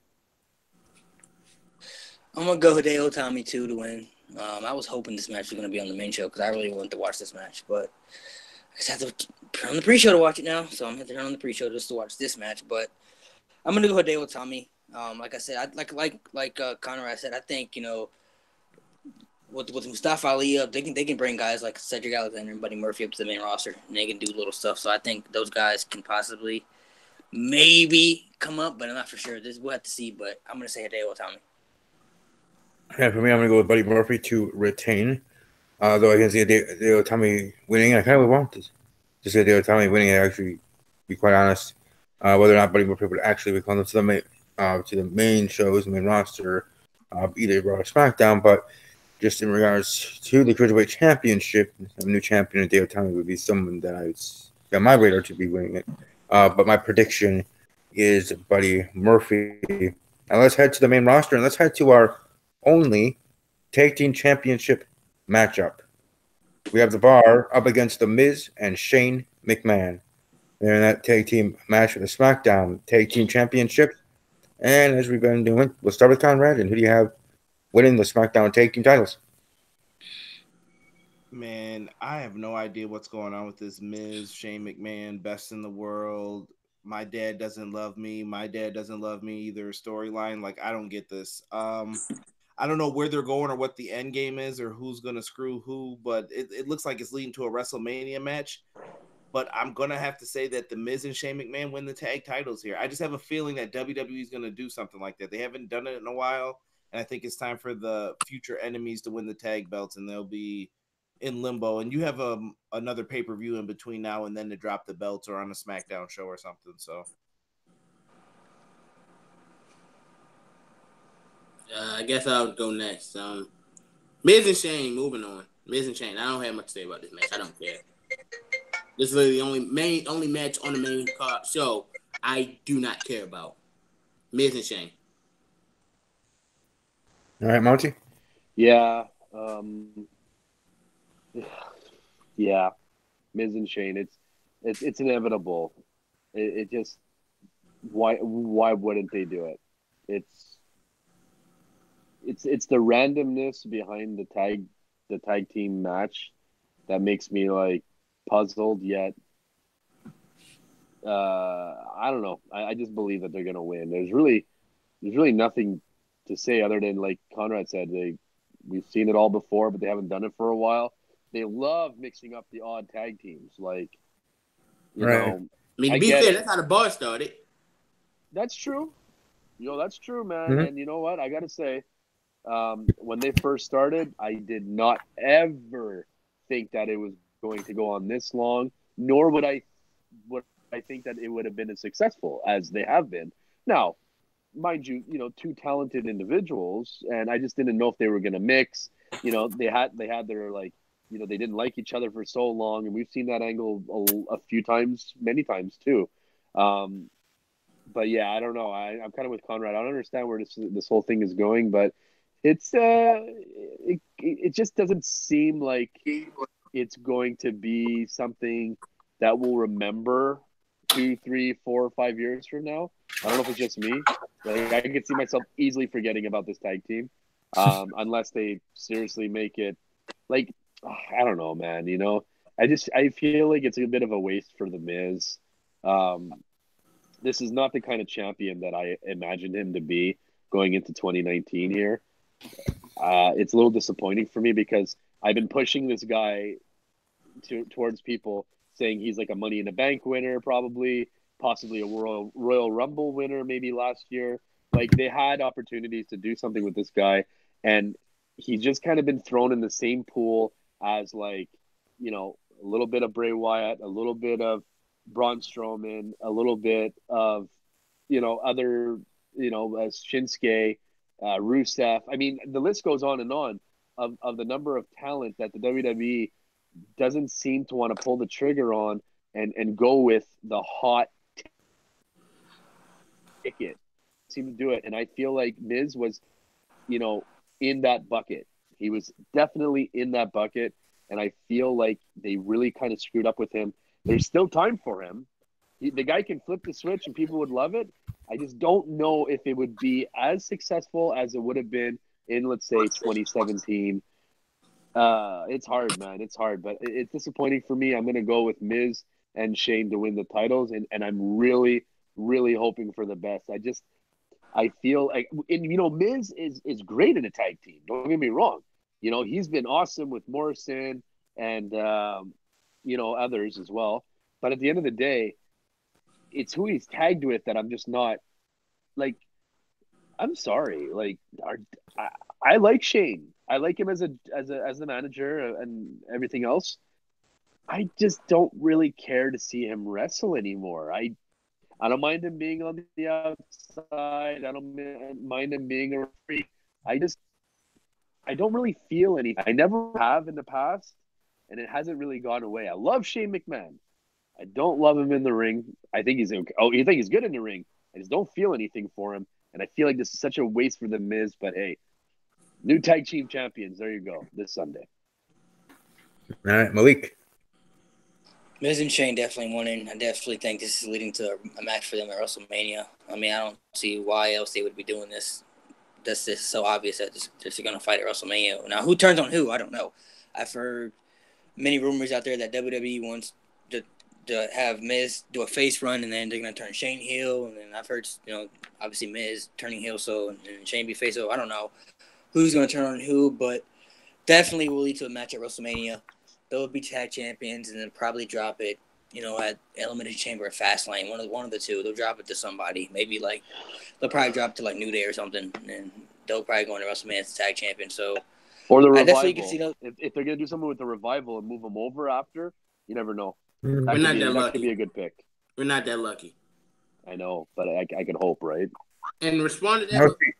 I was gonna say, respond to that, Malik. If who's gonna turn on who? I'd rather be Miz turn on Shane because one, I don't really want to see a face Miz. Two, and more importantly, I don't want to see any more heel authority figures. No point in that. It's just annoying at this point. The reason, Shane was sort of a breath of fresh air because he was a likable authority figure. I said sort of. And them, firing Paige was terrible. I thought not having her stay GM was a bad idea because Paige was actually a very good general manager to me. I know she's better than Angle. She's better than Corbin. and she got stuff done, and she was I, like, I enjoyed Baron. I enjoyed Baron Corbin, but you did, but most people didn't. I know. Okay, fine. I get that. I hated Yeah. that so much. I couldn't wait for him to get out of the GM thing. Oh, And I didn't care for Paige's GM either. I mean, I don't really think, I don't know. The whole GM thing to me is just like, I don't even think there should even be a GM anymore. I just think they should do the whole corporate thing because GMs is like, there's only been a few GMs that I really cared about, and that's just like it was a long time ago since I've cared about a GM. I mean, I was first excited when Angle became GM, but I just got a little tired of him. And I love Kurt Angle. He's my second. He's really next to Cena, my favorite wrestler of all time. But Paige actually was a breath of fresh air because it seemed like one, she was competent. She didn't really like fall for any. Like she fired Ellsworth just like that. That was good. She knew what she was doing. Paige was a breath of fresh air, and she was likable in that role. She didn't overstay her welcome. That's why I like the GM Paige because she didn't overstay her welcome. She got stuff done. She was competent, and you look at Angle and Angle on the other side, and Corbin to a lesser extent was the complete opposite. That's why a lot of people didn't mind Paige as the general manager. Now, see, for me, for the tag team title match, I'm going for The Miz and Shane McMahon to win. I actually see them holding the titles to WrestleMania and dropping them there. And then moving forward, we're going to have a feud together. But I see them dropping at WrestleMania, if not maybe SmackDown after WrestleMania. And maybe that's where you have Revival coming over. You have a open challenge sort of thing. And then the Revival or some team coming from Raw coming to SmackDown because it's a Superstar Shake-Up night. You know, the second night, right? It's a Monday and Tuesday thing, whole week thing, for 2 days, and then you have something like that happen and you take your champion. So either at WrestleMania or after WrestleMania. So I actually see them holding the title for more than a week, for more than a month, at least, you know, in my booking and my prediction. So we'll move on from there. We'll go to the 2 women's title matches. First up is, I would say, the least interesting of the 2, though both will be awesome, I'm sure. But to me, the least interesting of 2, the SmackDown Women's Championship, Asuka defending against Becky Lynch, 1-on-1. And again, we'll start over Conrad, who you have in the SmackDown Women's title matchup. I think this is going to be a good match, actually, and I've got Asuka for the dub. This is going to be a good match. I'm definitely looking forward to this. This is something I've always wanted to see on a big stage, 1-on-1 between Becky and Asuka. I got Asuka winning. Now I would have Asuka win cleanly. I wouldn't have a fuck finish or anything like that. And if you're gonna do it, I'd have Charlotte cost Becky the match. But if you want Asuka to look strong, I'd rather Asuka win cleanly. But I wouldn't have Becky tap out. I would have either Asuka win by kicking Becky, knocking Becky out with a kick, or Becky passing out an Asuka lock. And I'm not done with Becky on the night. I'm just gonna leave it at that. But I've got Asuka winning, and I'm not finished with Becky for the night. All right, Monty. Yeah, I see where you're going with that, Kyron, and I'm going to have to jump on that. And I agree that Lynch does not need to tap out or lose cleanly. I do not want to see either one of those 2 things happen. She's just too hot right now, and you can't screw with that momentum at all. Especially since I think they're going to have some big plans for her. I mean, on Sunday. So Asuka retains, maybe not in the way we all expect. I think something does happen on the outside, or there's a misunderstanding somehow, some way. I don't know. One way or another, Asuka retains because at this point, it's probably the right thing to do, believe it or not. Man, Malik. Asuka definitely wins. Probably, like I said, maybe some outside interference, or maybe she does lose clean. I don't know. I mean, obviously, she's probably going to be around the rest for later in the night too. So I mean, Asuka definitely wins, and Becky takes the L. Yep. Then here I have Asuka winning, Becky Lynch taking the L. I see her probably being in the Women's Royal Rumble, and when we get to that match, I'll see how she does there. But here, Asuka defeating Becky Lynch, her retaining the SmackDown Live Women's Championship. Now with the Raw Women's Championship match, Ronda Rousey against Sasha Banks, 1-on-1. Sasha Banks being the challenger. This time we'll go over to Malik's side. We'll let Malik start first. Who do you have, Ronda Rousey or Sasha Banks? Ronda. She's not losing. Ronda's winning. This would be a good match, though. This is a match that I've wanted to see for a while. This is one of the opponents I've wanted to see Ronda face for a while. So this to me is going to be a good match. But Ronda's she definitely won. All right, Monty. Ooh, there's a part of me that wants to, that kind of, I feel like maybe Sasha Banks could, win this. Maybe. She's been so quiet for so long. Like shit, that would be epic, especially, you can have like Ronda have a little comeback story, maybe even do a triple threat with that. No, Ronda's winning. I tried though. Karen. Obviously, I'm looking forward to this match. I wanted to see this match for a while, and obviously Ronda has too because of her high praise for Sasha and saying that she really wants to work with Sasha. So I'm definitely looking forward to this one.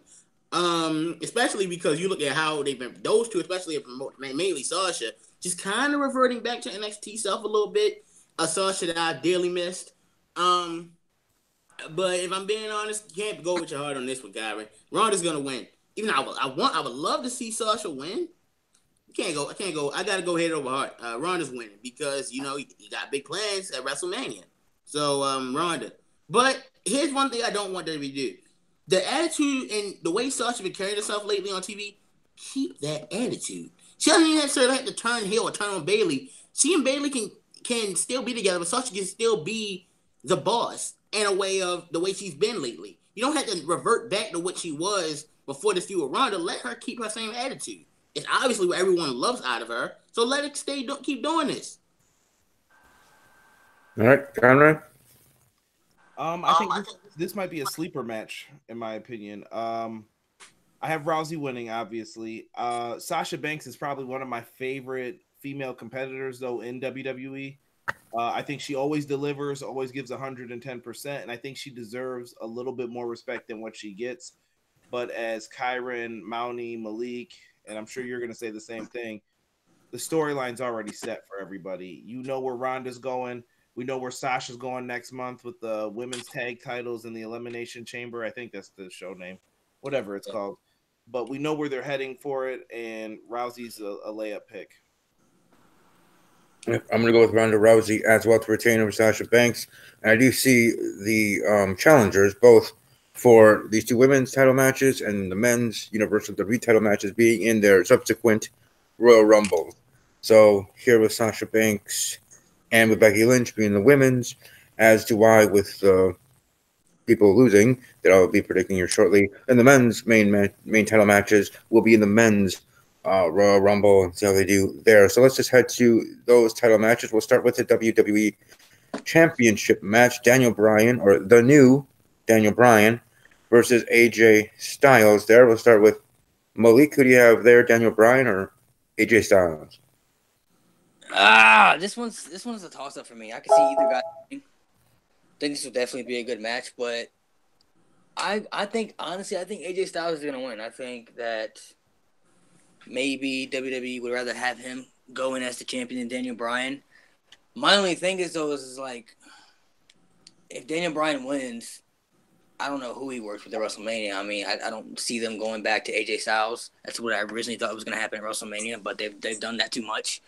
If AJ wins, I don't know who he could face at WrestleMania either. I've heard little rumors that it could be Randy Orton. I've heard it could be somebody else too. So I don't really know who he could face at WrestleMania, but this one's kind of a toss-up. I don't really know. I kind of feel like AJ. I'm going to say AJ Styles, but I wouldn't be shocked if Daniel Bryan won. But my gut's saying AJ Styles. All right, Monty. Yeah, new Daniel Bryan all the way. Love him. I love the gimmick. I love everything about it right now. I said this maybe about a year and a half ago when I was watching Total Bellas or you watched that Total garbage? Divas. Oh yeah, I watched them both. I love that smut. I love smut too, with but an M. that's not good smut. I love smut too, but that's not good smut. Dude, here's the deal. I would never watch that show if it wasn't wrestling related. The fact that it's wrestling related, I'll throw it on once in a while. I'm even now finally keeping up with Big Brother, because Eva Marie's on Big Brother. So yeah, she got purple hair now too. It's interesting. I know, I saw that. It's like, what the heck? I watch Big Brother regardless. So I mean, I don't watch this. Exactly. So I always said, like, man, if Daniel Bryan turned heel with all of his little antics and like beliefs, I'm like, I think it would do really well, and like, shove it down people's throats and, oh, you can't eat meat, you can't do this, you should recycle, like everything. And I just love what he's doing right now. I don't know if everybody else is sleeping on it or what. I'm really feeling this gimmick. I think it's, but I love Daniel Bryan though. Like I love his attitude, his professionalism. I like his in-ring work. I like his characters. Like there's a lot I like about him. Now, interesting fact, Malik, what you're talking about. I think that they're going to have Daniel Bryan go in as champion. We haven't seen that since, and correct me if I'm wrong. I'm looking at you, Kyron. Correct me if I'm wrong, but I feel like the last time that he walked in as champion, as far as like, a heavyweight champion's concerned, would be the match against Sheamus. That was 8 seconds. So I really want to see him come out and have like a really solid match. I don't even think WWE knows who his opponent's going to be yet. We never know. We never know what could happen from now until then. I really think that Daniel Bryan needs to go into WrestleMania as champion, and I really want to see that AJ Styles versus Randy Orton match. Talk about sleeper matches. That one is going to be an absolute sleeper matches. Mark my words. My only thing with that is, I don't know, man. It's just like I've heard they had other plans for Daniel Bryan outside the WWE Championship, and I'm with you on the whole gimmick. I loved the new Daniel Bryan gimmick.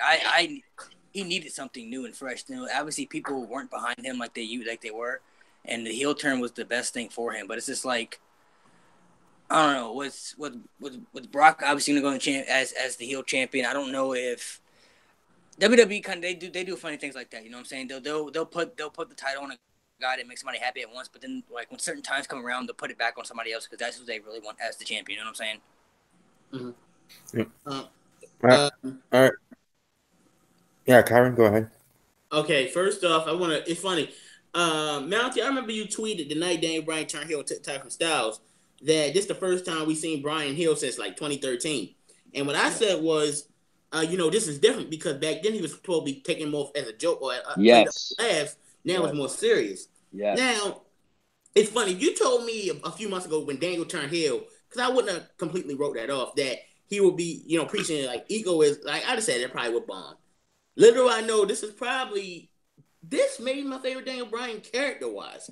Like, I'm never gonna be more or like behind Daniel Bryan than I was leading up to WrestleMania 30. I'll probably never be behind Daniel Bryan that much. It's tough to beat.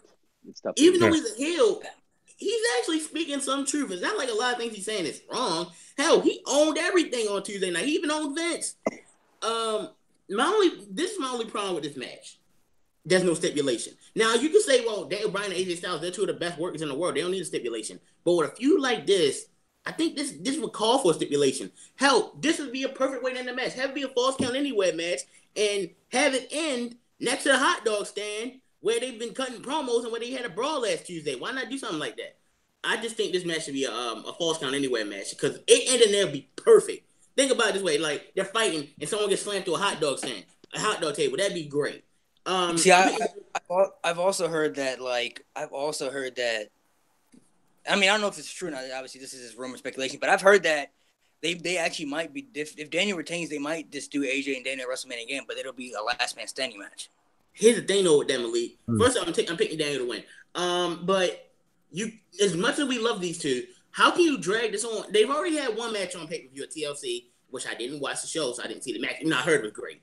It ended in the roll-up. AJ had their own win like a battle royal or something to get his shot back.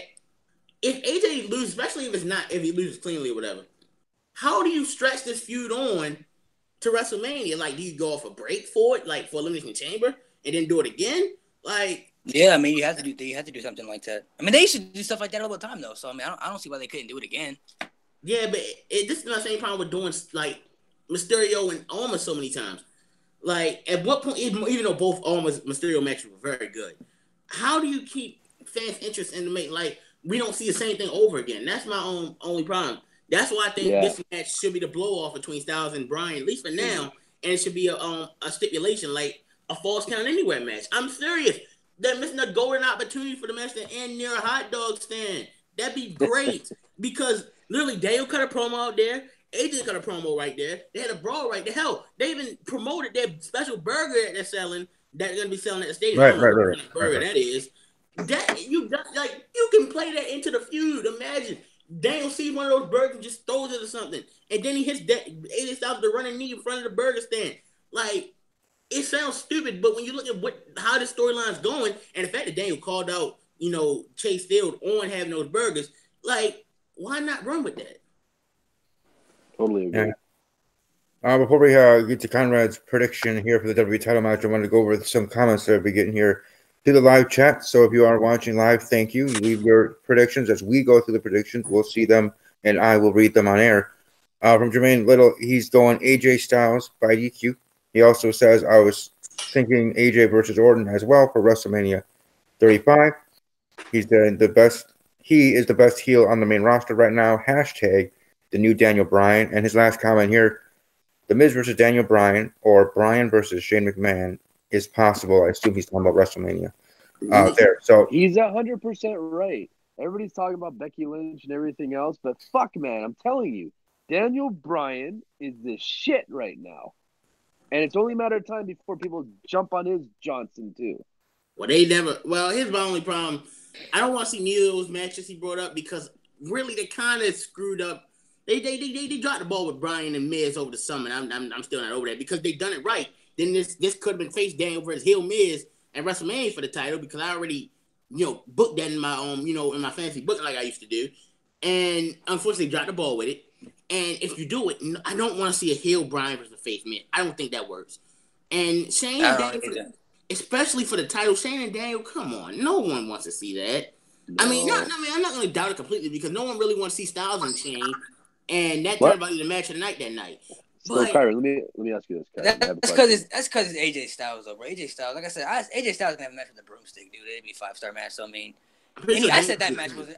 When that match was announced, I said that wasn't gonna be a bad match. I didn't know it was gonna be the match of the night, but I said this ain't gonna be a bad match as everybody thinks it because you got AJ Styles in there. It's just like throwing Shane McMahon in with Shawn Michaels. It's Shawn Michaels, so they're gonna have a good match. They'll make it work.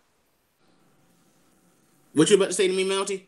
Oh, I was just gonna say so let's say AJ is out of the picture, right? Because I don't think he's winning. And sorry, Conrad, we'll get right to you. But maybe you snowball on this idea. So who would you have be in WrestleMania title picture with the new Daniel Bryan after is the question. You eliminated The Miz, Shane McMahon, obviously Orton and AJ probably going to dance on the same match. I don't know who else there is on SmackDown. The only top baby face is the only person I can think of is John Cena. That's it. Yep. Malik, I love Cena, but why is Cena the answer to everything? Because he's the guy who saves everything when he's the guy who saves everything when they don't know what they're gonna do. Yeah, but as much as I know Cena Bryan match be great because SummerSlam 2013. My guess is the only big name babyface you could probably put against Bryan at WrestleMania is Rey Mysterio, unless not enough. What about Jeff Hardy? You want to call up Jeff Hardy maybe, unless you want to call up Aleister Black and do Black versus Bryan at WrestleMania. That's so fast though. Yo, you don't want to bring up Aleister Black quickly. Way too quick. Yeah, that's my only problem. My thing. That's why it's not like Andrade being the heel. I would have. What if they? I was thinking Lars Sullivan or something like that. Oh God! No, thank you. Yes, Lars Sullivan.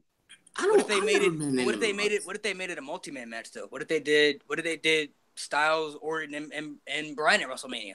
If we did a multi, then I definitely would want to see Andrade and Almas. By the way, okay, I would definitely have to throw Andrade in then. But I'm not I like multi-man matches. I don't mind them. But when it comes to even though we have a multi-man match, not necessarily man per se at WrestleMania, but I'm not big on the main event, big matches being multi-man matches. Even though one of my favorite WrestleMania matches was the WrestleMania 20 main event.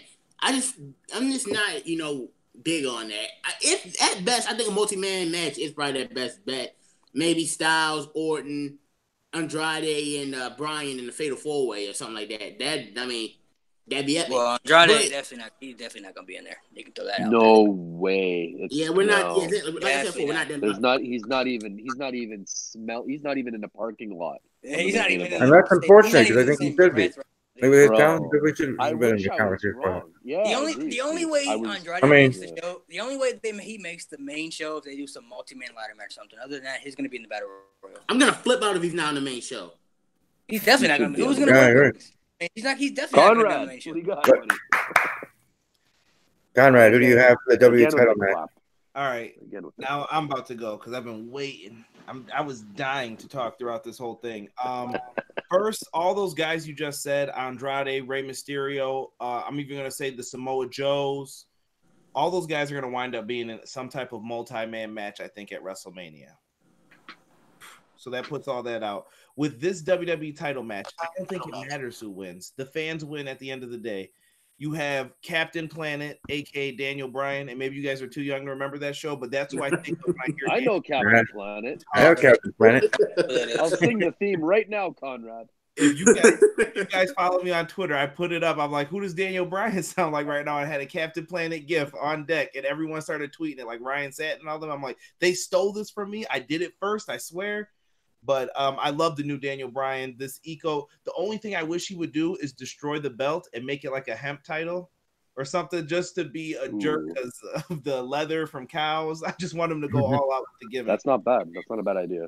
That's not a bad idea. Yeah, I like My it. prediction to win this is AJ Styles. But here's what I propose for whoever loses this. I think you could tell a great story with a legend.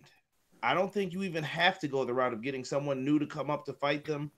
So I have AJ winning this as part of that storyline with Vince McMahon. Vince is invested in AJ for some specific reason, and that's going to all come back and play into it. So I have AJ winning the title. Maybe he'll face Orton or someone else, but Daniel Bryan. So what do you do with him? I think he faces the man who taught him how to wrestle, and he gives him his last match.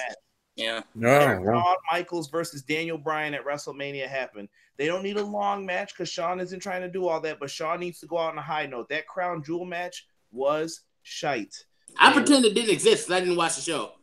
Dude, that's the only thing, man, is that I was so upset when Shawn Michaels came out of retirement. And I understand the reasons why he did it. I get it, but that sweet Saudi money. He's not gonna be able to top the way he went out. The way he went out was so perfect. It's just like it just made me as a fan. I get people want to see Shawn come back because of Shawn Michaels, but it's like if you understand wrestling, if you really understand wrestling, the way he went out it was so perfect, man. The whole build up and everything. It was the match. It was so beautiful, man, to see him go out like that. The night after the speech, it was so great. He went out on such a high note. Now I'm kind of with Kyron. I feel like he has to come back and wrestle at WrestleMania just to say he had a good match. No, you guys, you get it all wrong. Since WWE doesn't go back and look at Crown Jewel at all, the match never happened. So, as far as I'm concerned, Shawn Michaels' last match was WrestleMania 26 because Crown Jewel does not exist. It wasn't though, man. I didn't see it. It doesn't exist. The WWE that show never happened because they never bring it up. So no, you get it wrong. WrestleMania 26 is Shawn Michaels' last match. I don't see what this Crown Jewel nonsense is. Plus another thing is that Shawn Michaels for me is kind of like the Undertaker. He needs to have hair, man. The whole bald thing it throws me off, man. I'm sorry. He looks like Goldberg. He looks like Goldberg now, fuck you know. It's just like Undertaker when he shaved his head. Like you need to have hair. You have to have hair for your guy, man. Like why do you not have hair? You start using the bald spot, man. No way. No, I like Conrad's idea. I can see it now. The headline: Sexy Boy versus Sexy Hippie. Daniel Bryan versus HBK. I like it. And I would totally be down for that. Like I said, I'd be down for that. I don't have a problem with that. Fucking 25-minute entrance. 25-minute entrance where HBK comes down on his knees and he's like, "Help me up," you know, and then fucking 25-minute entrance. Before we get to his pick for this match, though, I will say this. Out of the 4 people in that match at Crown Jewel, Shawn Michaels looked the best. Yeah, absolutely. Yeah. He looked. Well, Triple H got hurt though, so I can't really. He got hurt like in the beginning of the match. Otherwise, he would have. Yeah, I guess. So he can really do it. But Shawn Michaels can definitely still wrestle. You know what I'm saying? I'm not saying he can't. It's just when you go out like that, it's just, man, I don't know, man. It hurt me as a fan to see him come back and do that match. I was so disappointed. And they're so old too. And it's just like when I watch Undertaker wrestle and Kane wrestle, I just feel bad for these guys. I'm like, God, you're taking so much punishment over your career. It's just like you don't need to wrestle anymore, man. Like you guys are legends. You just go retire and just live your life now. Just enjoy your life. You guys don't need to do anything for us anymore. You guys have already done everything for the That's fans. what you don't understand. They don't know how to do that, Malik. It's an adrenaline rush. I get that, but at I some just point, talked to Ric Flair, who still wants to try to do things for in the business and getting back in there, even though not wrestling, but still. I get that. It's hard to let go. Yeah, you gotta look at it. You can't wrestle forever, man. There's life outside of wrestling, dude. You can't wrestle forever. Man. I mean, even Triple H is going to be a future Wrestling owner of WWE. You know, he's going to be like Vince McMahon wanting to wrestle and going to be wrestling every year. I mean, they had to force Ric Flair to retire, and then even when he did retire, he went to TNA and wrestled for like a year. So it's like literally the only person I think like had a retirement send off and didn't wrestle again was Austin, and I don't really count Austin for this reason. Because WrestleMania 19 was his last match. He did get that standing ovation when he plays music. But here's the thing. Nobody knew that. The only people that knew that was going to be Austin's last match was Austin, Vince, Rock, and JR. No one else knew. So that's why, like, I mean, to Austin credit, he hasn't wrestled again. But that's my only problem is, like, oh, man. Like, Shawn, for a long time, Shawn was the one person I praised for never going back in the ring. Then he did. But like I said, that match doesn't exist to me because I didn't watch it, and WWE doesn't go back to that show. So as far as I know, that show didn't happen. Right. But that's just how I look at it. You guys saw that y'all watched you guys watched the show. I told you not to watch it. You watched it anyway. That's your loss. But beyond that, I don't want to see Shawn wrestle again for simple fact. I just don't want him to. No point. I mean, literally, he did look the best in that match from what I've heard. But then again, Triple H hurt, and it's not really hard this day H to outwork Kane and The Undertaker. But even in that match, when he went for a moonsault, they didn't catch him, and he hit his face right on the floor.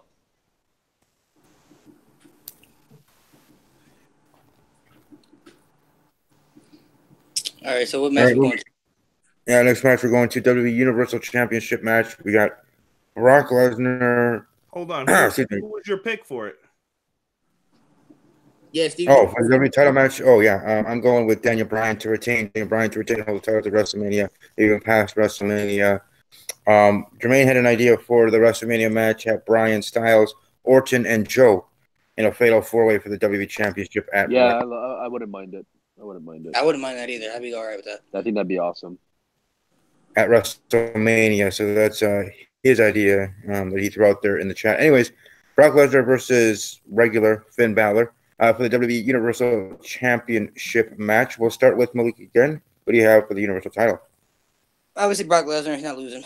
But, I originally said that Finn Balor had to be the demon character for this match. I really want to see the demon character for this match. But then he said something that I kind of understood. He said he didn't want to do the demon character because he feels like he has to sometimes he leans more to the character in these type of matches. And they feel like, he has to lean towards that character just to kind of pull off the win.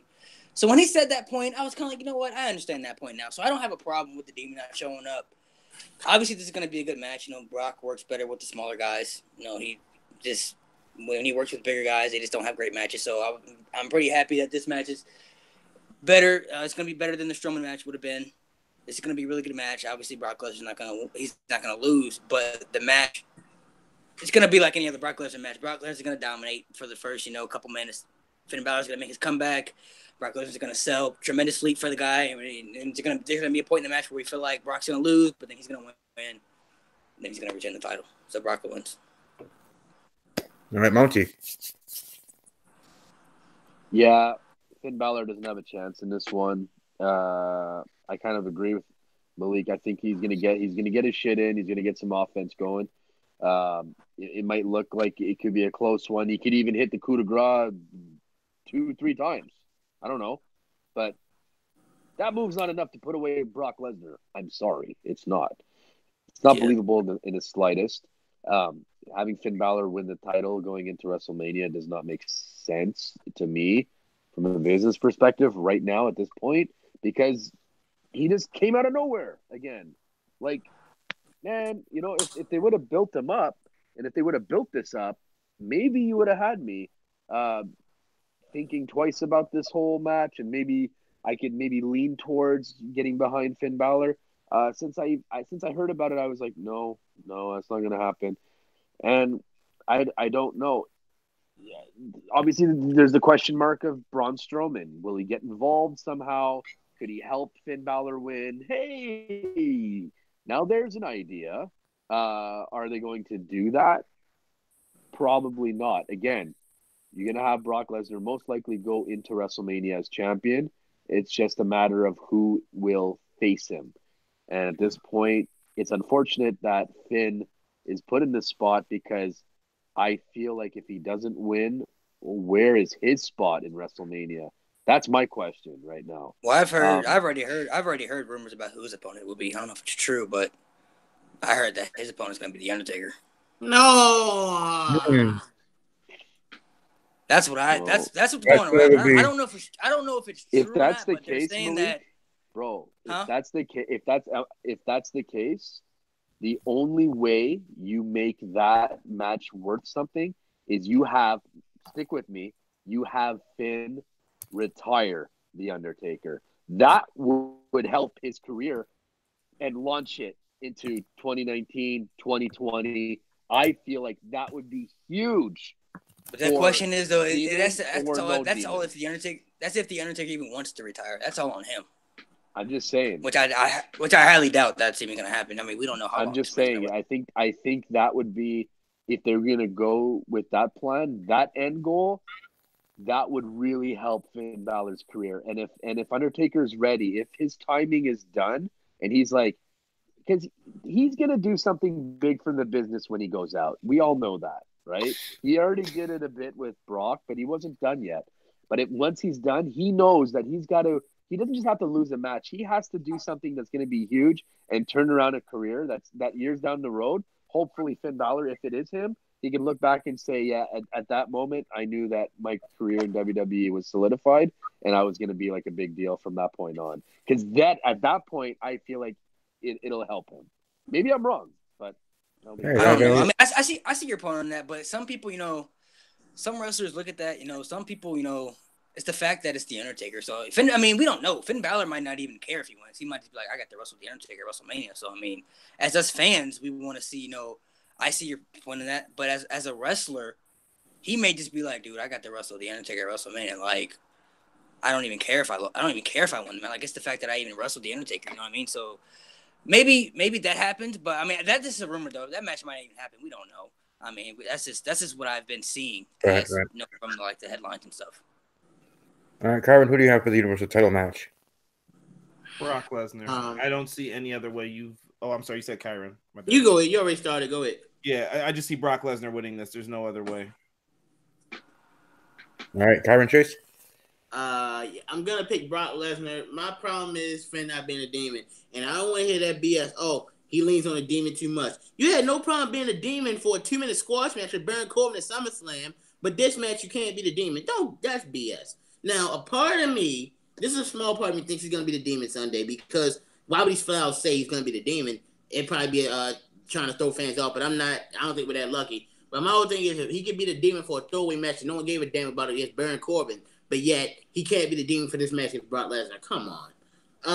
In terms of a match against The Undertaker, I don't want to see that at all, personally, because really I don't want to see Undertaker wrestling anymore.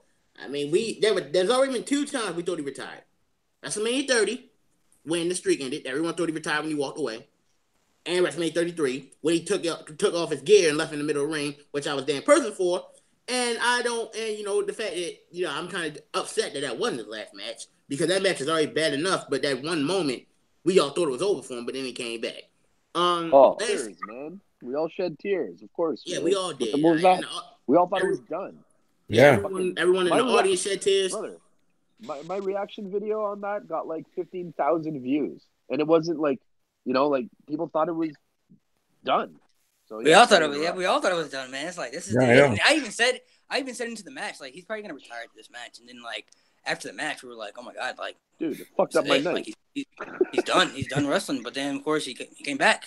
So it's like, you don't really know when he's gonna retire, man. It's just like, for me at this point, every time I hear the rumors about Undertaker retiring, I won't believe it until he actually retires, because I agree. Every year, and then he comes back. Well, nowadays, no one stays retired. Right. Well, yeah. Well, still, for me, I equate it with the whole back and forth saga that we had in Green Bay with Brett Favre of, is he going to retire? Is he not going to retire? Is he coming back? He's kind of playing the organization. Finally, they had to kick him out. I know it's totally different and not the same thing, but I'm just saying, it just, for me personally, it's what I equate it to. But anyways, as I see someone did join us here, Real Deal Jane Steele, joined the program. He's there. Jane Steele, how you doing? Why you gotta put me on blast like that, man? I'm just trying to enjoy the show. Hey, notice someone there. You gonna say hello? Hey, wait a second. I seen that guy on Raw and SmackDown. Who, me or Yeah, no, you were the guy who knew the hot that dog behind stand. me? Or... Yeah, I'm talking to you, never. man. You were on That Raw wasn't and me, man. SmackDown. You sure that was sure not that's the guy? me. You sure that's the guy? Okay. You sure? Okay. I mean, I put the ring up, man. I don't do anything else. Conrad, I we're wanted to actually ask you a serious, question. huh? Conrad, which we're is- actually serious. I don't know if and maybe Conrad doesn't know. Conrad, he was on Raw and SmackDown 2 weeks ago. Yeah, he had he was part of the segments. Yeah, Cameo. what was your role on there? I did the Braun segment. I did an AJ Styles, Daniel Bryan segment, and then I also did main event with No Way Jose on the Congo line. Nice. My boy was on a couple weeks ago. I don't know if you know Kevin Bennett. He fought Andrade in a squash match, like when he first was on SmackDown. He got annihilated by an elbow from him. I wanted to ask Jaden Steele a question, and I told Steven Malik I was going to ask him this.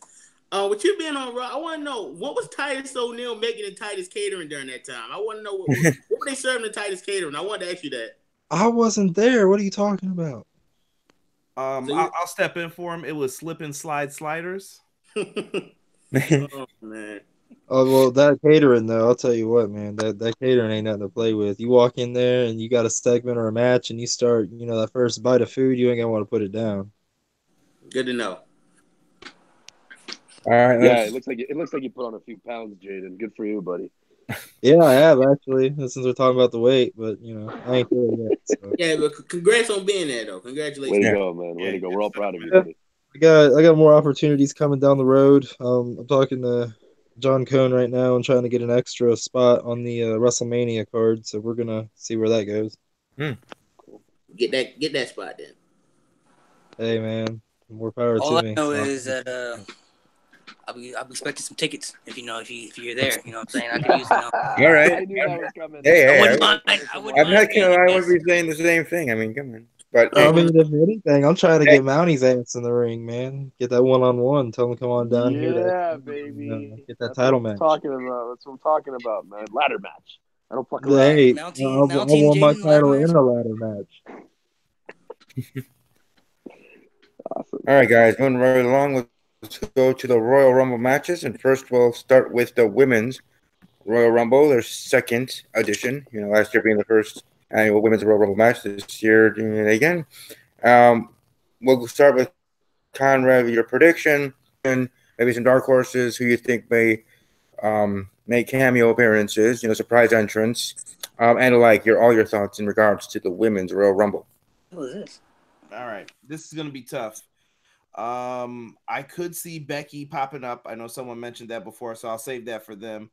For some surprise people that I want to see in there, Victoria's on my list for that. I know she's doing like her farewell tour right now, and I really think she deserves a spot. I don't know what the beef with WWE is, but Victoria is someone that I would love to see in the ring. Oh yeah, man, I love Victoria. See, but my prediction for the winner is Charlotte Flair. Here's the reason. I think with Charlotte, you can hold off on what decision she's going to make, whether you're going to have her face Asuka in a rematch, which I would be invested in that personally because of what they did last time. And at the same token, if you are going to put her in that triple threat match, you could still figure out a way to swarm her in there and kind of be slimeball about it and go the route a la WrestleMania 20 with He Who We Shall Not Speak Of and Shawn Michaels and Triple H. I guess I'd go next. As for surprises, Victoria, Melina, just here's one thing I do want. Since in last year's Rumble match, one of the biggest problems I had with it was one, over-reliance on way too many legends because they didn't bring up more NXT women. Two, when a lot of women were just rolling under the ropes, I thought it was kind of weak. Stay in the ring. Those are just two minor nitpicks I have. Who's gonna win? Will it take you guys back to the 1994 Royal Rumble? How'd that match end? Two people winning the match. Oh my God, I was gonna say the same thing. You the man. Yeah, I got Charlotte and Becky both winning because let's be honest. Yes. Because let's be honest. Kyron. Becky Becky's always most popular, not women, but superstar in general on the main roster. You had to have her in that main event. But Charlotte Flair is still Charlotte, so you're gonna have her. And here's one thing. If this is Ronda's last match for a while, and you can't run the risk of this doing Charlotte versus Ronda. Why is that? Because you might get the same thing what happened last year at WrestleMania, the main event, or Brock Goldberg at WrestleMania 20 of one's leaving and we just don't care about the other one, and you don't want to risk them hijacking, the match or the Rumble match because what Becky chance because everyone loves her. Also, I did see something on Instagram. Even I think it's a terrible idea, and I think I did say it to Malik and and a few of our friends. I don't know if he saw it or not. Where it said, "What if WWE has the final two be Charlotte and Nikki Bella because fans would just pick Charlotte over Nikki any day? Even that's a terrible idea." I mean, my final four predictions. I mean, I'm just gonna get to my final four. I'm gonna do the final four for both matches, but the final four for this: Becky, Charlotte, Nia Jax, Shayna Baszler. I'll have Becky eliminate Nia by herself because that's more payoff to Nia breaking the face. And I would have it come down Shayna, Charlotte, and Becky. A small little horsewomen tease, even though Shayna gets eliminated. Becky and Charlotte can go for a good 10 minutes because they can. And I would have just the same thing in '94. With Becky jumping just clotheslining Charlotte and their momentum taking them both over. I don't know if you do the complete '94 spot of playing both their music and having the fans pick because we all know who they're gonna pick. But I got Cole winners being Becky and Charlotte. All right, Monty. It's hard to follow up on that because the guy literally said word for word what I was gonna say. I was like, man, I just hope they do it like an over the top rope sort of double elimination. I don't want to see both of them on the apron and then they're kind of slugging each other and then you both see them at the same time like jump off coordinated. Like I don't want to see that. Right. You do it well. Do it well, and it'll be an awesome payoff, where they're shouting at the referees. There's like, and then like, the same thing as we saw before, even in the Batista John Cena one, where it's like, yeah, who I won, and then the crowd goes crazy, and then Charlotte's like, no, I won, and the fan boos. I think it would be really good stuff. Final four, hard to say. I mean, it's kind of tough to think that Carmella might not be in the final four, considering she's number 30. I might say that she could be a Final Four contestant. I do think that Charlotte's there at the end. I do feel like Becky is there. And I think Becky, I mean, is she in the Rumble, guys? Like, or is she not? Like, I don't remember that part right now. Officially not, but they'd be fools not to have her in it. Well, exactly. So my idea is she's obviously going to take somebody's spot, and I'm thinking it's going to be like, I don't exactly know just yet, but it's going to go to backstage where she's kicking the crap out of somebody. The fans are going to go crazy, and then she's going to get the biggest woman pop of the night. Right? Mountie. Yeah. What if that woman she kicks the crap out of is Nia Jax? I was thinking that. My first thought was Mickie James, and then I'm like, no, I think Nia Jax would be a little even better. And then maybe Nia Jax kicks the shit out of somebody else, and then she comes out later on. But still, Becky gets the upper hand. Not like a clean elimination, more like one of those like when the big wrestler comes running at you, the Big Show elimination where you just kind of like you kind of hold down the rope and then they just fall over you.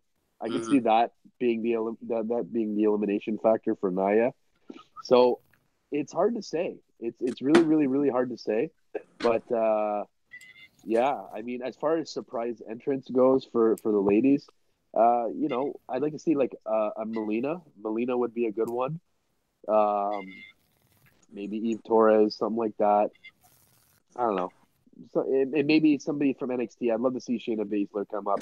I don't know if you guys already touched on that. It's hard to say. It's Shayna Baszler definitely needs to, I think, be in this Rumble. And if Bianca wins the title, I do not want to see her in the Rumble. I want to see her just stay there and keep improving her craft for whatever that is. Mm-hmm. And but yeah, I like her, and I think you're right. I think it's a double elimination, baby. I'm going that route too. Good job, Kyron. Good man. All right, and Malik. So I was listening to one of the wrestlers' podcasts, and they said something that actually I forgot about. That. I would actually like to see. I'd be down for. What if Becky wins the title? Ronda has the title. Charlotte wins the Rumble, and instead of just going after one champion, she says, "I want to fight you both." They unify the championship, and then you have both champions on both shows. That to me, I think would be really good because the whole double winner, I don't like that idea. It's just the fact that it's not like you just can't reach. That's what they've done many times. So for me, I would be all right with that. You know what I'm saying? Like we talked a little earlier about them unifying the titles and having them on both shows to wise for a lot of people to be better in storylines and stuff like that. I would keep winning the title. I want to fight. Me not having one title is not good enough. I want to fight you both. Have them unify the title, and to me, that they can build off an incredible story with that. They had them unify the championship. Then, really, right there, if they had that, it's really a toss up for who wins because that means you can all three are believable. Yeah, more people probably wouldn't lead towards Ronda because she's probably leaving after WrestleMania, so it would come down to Charlotte and Becky. But that to me would be a good story because you got to have, if the women are going to main event WrestleMania, it's hard for me not to see any of these three women in that match. You got to have Becky in there because people are behind her. You got to have Charlotte in there because she's the best in-ring female talent on Raw or SmackDown. And then Ronda's obviously the really big attraction for the women. So to me, yes, like that. They actually brought that up, and I actually think that's a really, really good idea. I would actually really, really like that. Don't know if they would do that, but it won't. Charlotte For equality purposes, unless they were to make a pay-per-view designated for both male and female to unify the titles, the equality it just defeats the whole purpose of what they're trying to build, in my opinion. Like, I get where you're coming from. It's not. They're not going to do it on WrestleMania. There's no way. That's just my take. Yeah, from me, in regards to the Royal Rumble match, or the women's Royal Rumble match specifically, I'm going to go with Charlotte Flair to be the winner. People that I would like to see in the Rumble match that we haven't heard already been said by the panel here is Caitlyn. We did see her come back. They're part of the Young Classic, and it would be pretty awesome to see her back in W or on the main roster, back part of a Royal Rumble, maybe even just a one-time thing or whatever. I certainly would enjoy seeing Caitlyn, and then also it would be nice to see Karma back. Awesome Karma, her back in WWE. Think of having a Karma Nia Jax stare down in the middle of the ring, sort of thing. So. Those would be the two that haven't already been mentioned. I agree with the other ones. Man, Karma was the DNA. But for me, those two. I also want to see Mandy Rose do her thing. I want to see her last in a long time. Maybe making it to the Final Four. But I do see in the end Charlotte Flair getting the win and going on from there. So Charlotte Flair, my pick for Royal Rumble. Another woman that I just thought about, and I'm surprised none of us brought up, who I want to see in the match, Toni Storm. Well, Toni Storm and Rhea Ripley both going to be in that match. If you ask me, they'll both be in the match. I'm fine with both of them, but if I had to pick one, I'd rather be Toni Storm. See, I don't know. I like Rhea Ripley more. That's just, you already know how I feel about that. I'm Rhea Ripley. Right. I like Toni Storm more. Oh, there you go. There's gonna be a lot of the NXT people in there. I'm expecting to see like Io Shirai. I think maybe like Mia Yim. Definitely Shayna Baszler. I definitely see her in there. Both those two women are from NXT, and then you have some surprises. Like, I hope to see like Melina. I like to see Melina. Victoria, I like Conrad said, Victoria. I was a big Victoria fan back in the day, so I would love to see Victoria be in there, especially with her doing her farewell stuff. Eve Torres, I think, would be pretty cool. I wouldn't mind seeing her, and then maybe like I don't know, maybe Karma, maybe throw Karma in there too. Why not? I mean, we haven't seen her in forever, so maybe have her in there too. But I definitely, a lot of the NXT people will be in there. I definitely see Toni Storm, Rhea Ripley, definitely see Io Shirai, maybe Kairi Sane too, definitely Shayna Baszler, maybe Mia Yim, maybe some other people too. So I definitely see a lot of NXT people. Yeah, because if that's the case, I definitely would like to see Bianca Belair there in there.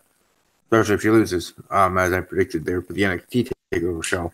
See Bianca Belair making, in the women's Royal Rumble match.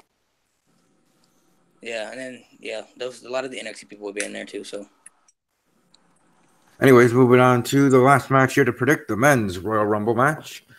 This time we'll start over with Malik. Malik, who do you have winning the men's Royal Rumble? Well, I think obviously most of us have Seth Rollins winning. He's pretty much the favorite. I'm picking Seth Rollins. I would love to see him come in at number 1 though, and just go all the way through. It's been a long time since they've had somebody come in from the first spot and win the whole thing. I originally wanted to see. What I want to see is that I want to see Seth Rollins come in at 1, AJ Styles come in at 2, have both these men start the Rumble, have them be the last 2 men in the ring, because they've never done that before. They never had the first 2 people start the match and last 2 people in the ring. 95. Oh, well, yeah. I forgot they did that. Don't count. It was 39 minutes. It was garbage, but 95. That one was terrible, so we don't really count that one. But then this one, if you had AJ Styles and Seth Rollins both be the first 2 in and start at the end, I think the crowd will lose their shit.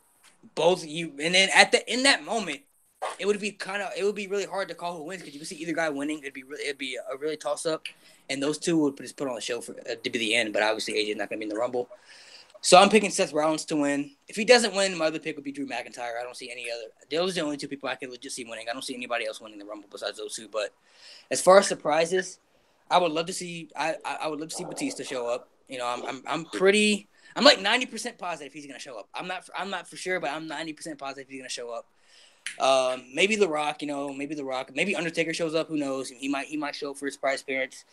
Maybe they call somebody we haven't seen in a long time. I don't know who they could call, but like last year, I didn't expect Rey Mysterio to be in there. That was a surprise for me. Rey Mysterio was a big surprise. So I definitely think Kurt Angle will be in there too. I don't know, that's not really a surprise, but I think he'll be in the match. It's not really a surprise, but I could see him being in the match. But Batista's my main guy that I'm looking out for. I'm going to be looking for him in that Rumble. All right, Monty. Man, yeah. As far as me, yeah. Hey, can you guys hear me? Yeah. Okay. As far as the main roster goes, 2 picks obviously stand out for me. It's Seth Rollins and Drew McIntyre, of course. It depends which way you want to go with one of these 2 guys. Both of them deserve it. They both have really strong years. It's obviously on Seth's agenda to main event WrestleMania and win WrestleMania. So there's that, of course. Drew McIntyre, this crazy push he's getting, which he deserves. I'm a big fan of him since, about 10 years ago. Yeah, so, that's my guy right there, man. Oh, yeah, man. That's it. Before 3MB, I'm the chosen one, man, all the way. Yeah, so, I was definitely a big Drew fan. It's tough. As far as, if they were going to go another route and try to increase the buy rates and whatever and go old school, it's never out of this question for The Rock to come back and win and then go against Brock Lesnar. You and I both know that could happen. Same thing with Batista. Definitely. Same thing with Batista. They could easily go that route. That's another guy that if he does enter the Rumble, he could possibly win. As far as surprise entries go, maybe a Santino moment would kind of be funny for 4 seconds. I don't know. Yeah, 1 second. 1 second entry again. 1 second. Exactly. Velveteen Dream. Definitely see him. Number 2 or 22. And EC3. I think Pete Dunne will be in there too. I think he'll be in there too. Those are, I don't know. I mean, I don't know if we really count those as a surprise because they're still kind of a part of the company, but I definitely see those 2 being there. A couple other surprises too, but definitely Velveteen Dream though. Definitely see him in there. I definitely see Pete Dunne in there. EC3 to me is not really surprised because they've already kind of said he's on the main roster. So if him and Sullivan show up, that's kind of really predictable for me. So I can definitely see though, like you said. I wouldn't be surprised if Rock came out and won because you know how they feel about those. You know how Vince feels about those big matches. He doesn't. Even us as fans, we wouldn't want to see that be the main event. But for him, that's a high money match for him. So. Well, that's it. So my picks are Seth Rollins, Drew McIntyre for main roster. A random surprise legend pick would have to be The Rock or Batista. And my surprise entries: Velveteen Dream, EC3. I had another one that I forgot right now, but anyhow, those are the maybe Adam Cole again, but we'll see. You know what? Forget Adam Cole. Maybe Ricochet. Maybe Ricochet could be in the Rumble. That would be cool. Him and Kofi going at it, trying to eliminate each other. I think that'd be pretty awesome. That'd be a nice spot, man. Some feel good spot around the 10, 11, 12 mark. Just to get people going again. I'd love to see like Ricochet and Kofi in the ring and trying to eliminate each other and get all creative. Like adding. I wonder what he's gonna do. Let's not just focus on Kofi. No, but think about it. Instead of just everybody's focusing on Kofi and what is he gonna do? Imagine Ricochet comes out and Kofi's already in the ring and they're both like trying to like outdo each other. Like that adds extra on top of Kofi's thing. You know what I mean? He's like, he's stumped. He's like, wait a second, there's another guy that can do this too. Like it would be a cool moment. You can't tell me otherwise. Oh, it would. I guess I'll go next. In terms of Final Four, my Final Four prediction is Rollins, McIntyre, Almas, and Joe. Those are my Final Four. NXT, Velveteen Dream, obviously. Ricochet. I don't want to be called up. I'm just saying I want to be in this match. Ricochet, Velveteen Dream, Ricochet. And if you had to throw one more in there, Aleister Black. Legends, Batista would be cool to see. The Rock, I don't see it happening. And one more legend, just because of a certain somebody. I would love to see Jeff Jarrett in it, just because of a certain somebody. Yep. Mm-hmm. I knew you were gonna go with the Double J route. I love it. I was betting that you wouldn't. I was hoping you wouldn't say Double J. Imagine if Double J shows up. Oh my I'm tweeting straight to him. Yeah. That'd be the greatest thing ever. If Jeff Jarrett comes on that Rumble, it's gonna be great. Or hell, give me a stare down between Jeff Jarrett and Dolph Ziggler. I will tweet directly to OTR. Can we get a sing off? Can we get a sing off between Elias and Jeff Jarrett? I'm down for that. No. Yeah, just give me Jeff Jarrett in the Rumble. I just want to see Jeff, even if for just 2 minutes. I just need Jeff Jarrett just so to see how good Buddy OTR is Central. But yeah, but that's just for personal preference. In terms of the Final Four, I got Rollins, McIntyre, Almas, and Joe. I got Rollins winning because obviously, I went. The thing about this men's Royal Rumble is last year's was so good. Like last year's men's Royal Rumble was great. I don't know how I was going to top it. Like because last year had it all. It had fun moments. It had epic moments. It had funny moments. Last year's was tough to beat. Like I wouldn't say last year's was better than like 92, 01, maybe even 08. But last year's men's Royal Rumble set the bar pretty high. And after almost a decade of mediocre Rumbles, I want to see what they're going to do this year to try to top last year. You got to have the right winner, have a lot of fun, crazy moments. But yeah, Rollins, I got Rollins winning. All right, Conrad. Well, you guys made my picks very, very boring. I have Seth Rollins and Drew McIntyre as well.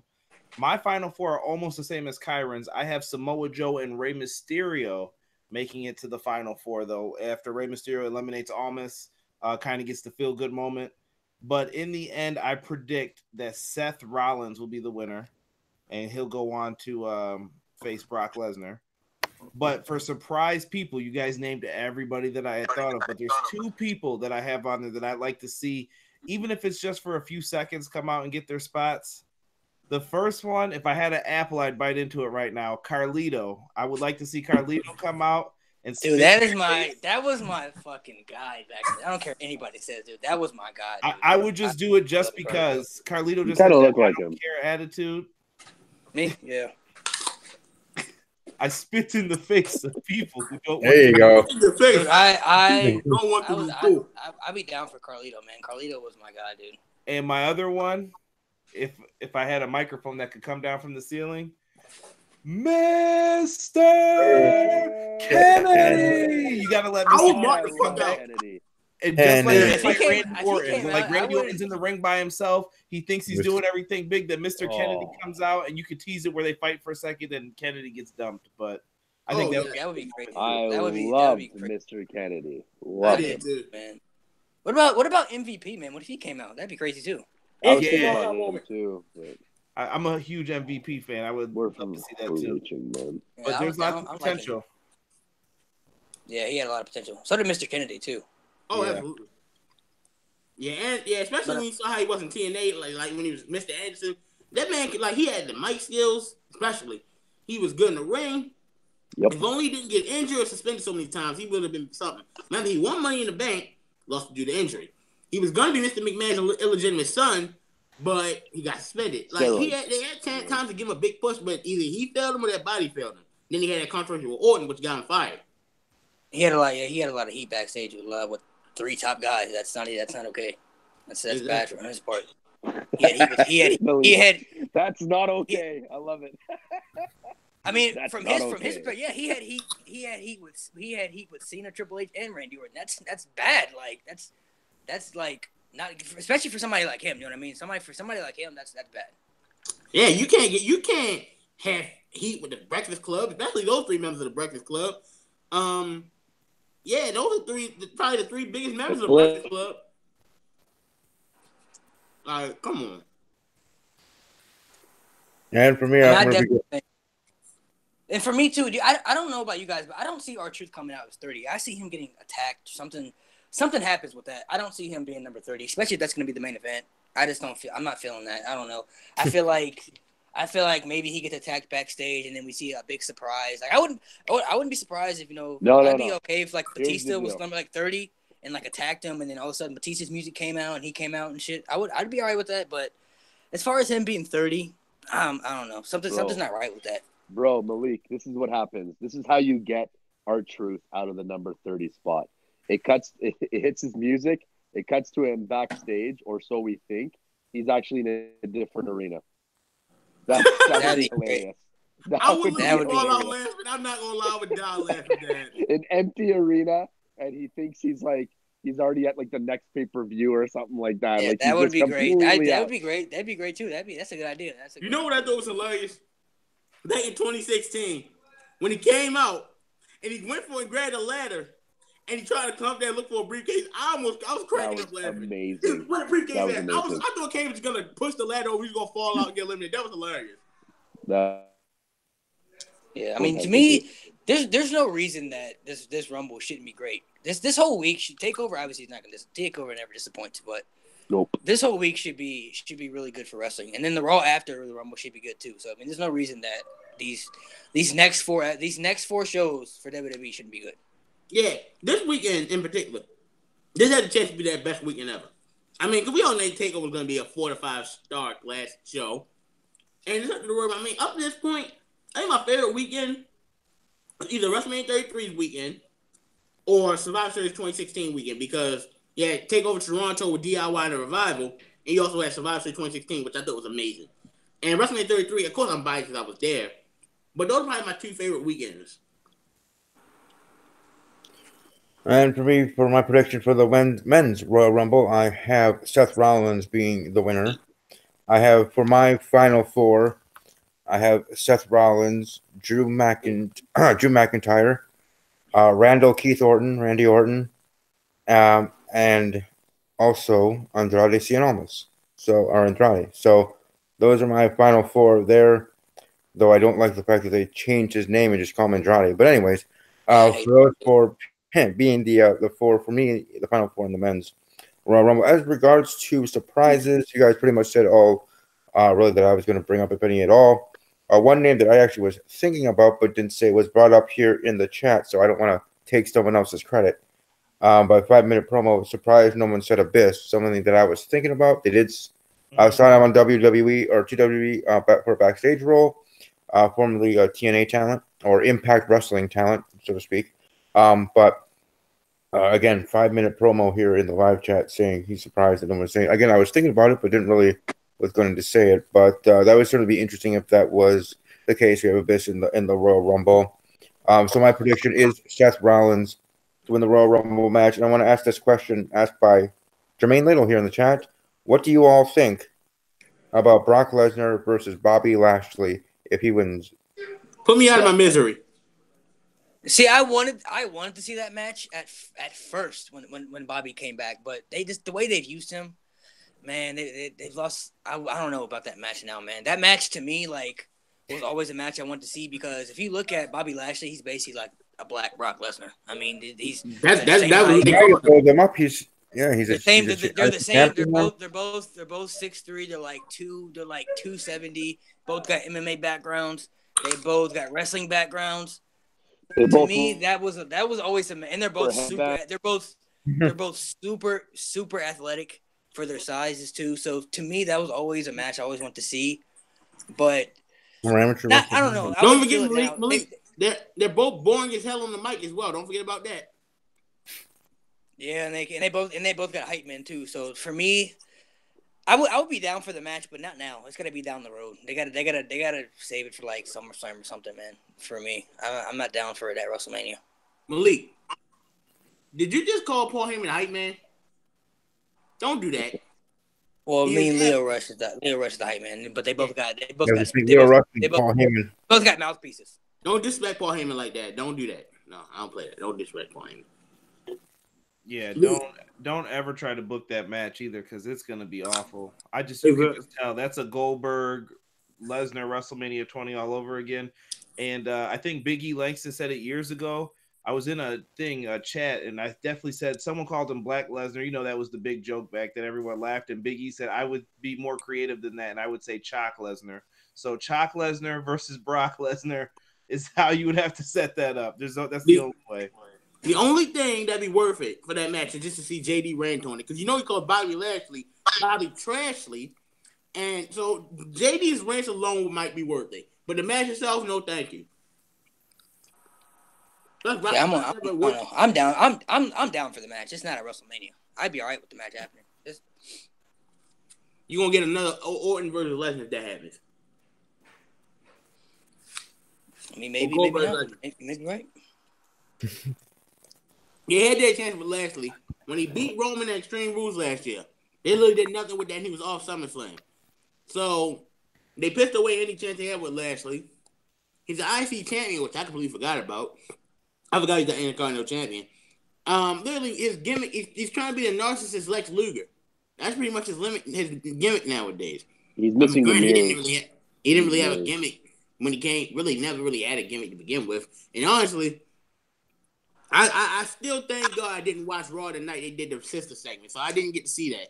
Thank goodness I missed that segment. Anyways, that should do it. Predicting NXT TakeOver Phoenix, also the Royal Rumble here. So before we all say goodbye, we'll let everybody say their last thing they want to bring up in regards to anything. Any last words that they want to share? Also, welcome to put themselves over. Let people know they can find them on social media and here on YouTube if that's where you are.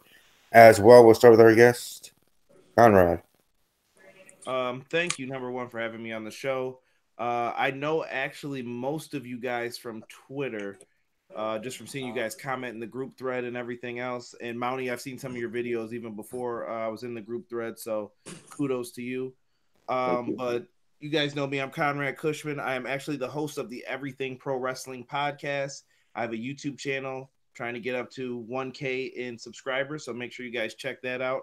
Also have a podcast on Anchor. You can check it out on Apple Podcasts, Google Podcasts, whatever, wherever you can find it. Check it out, subscribe to it. We put out good content every week. Hopefully you guys have a chance to look at that.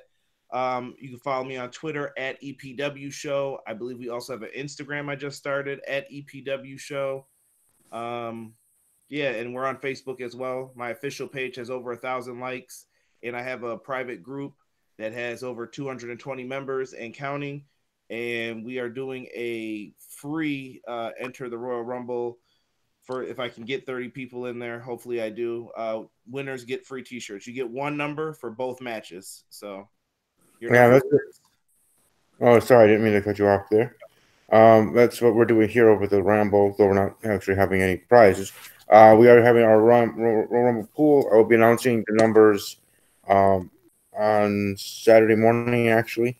Saturday morning, I'll be announcing everybody's numbers to Twitter and who is going where for the numbers, and your number will be the same for women and men's Royal Rumble.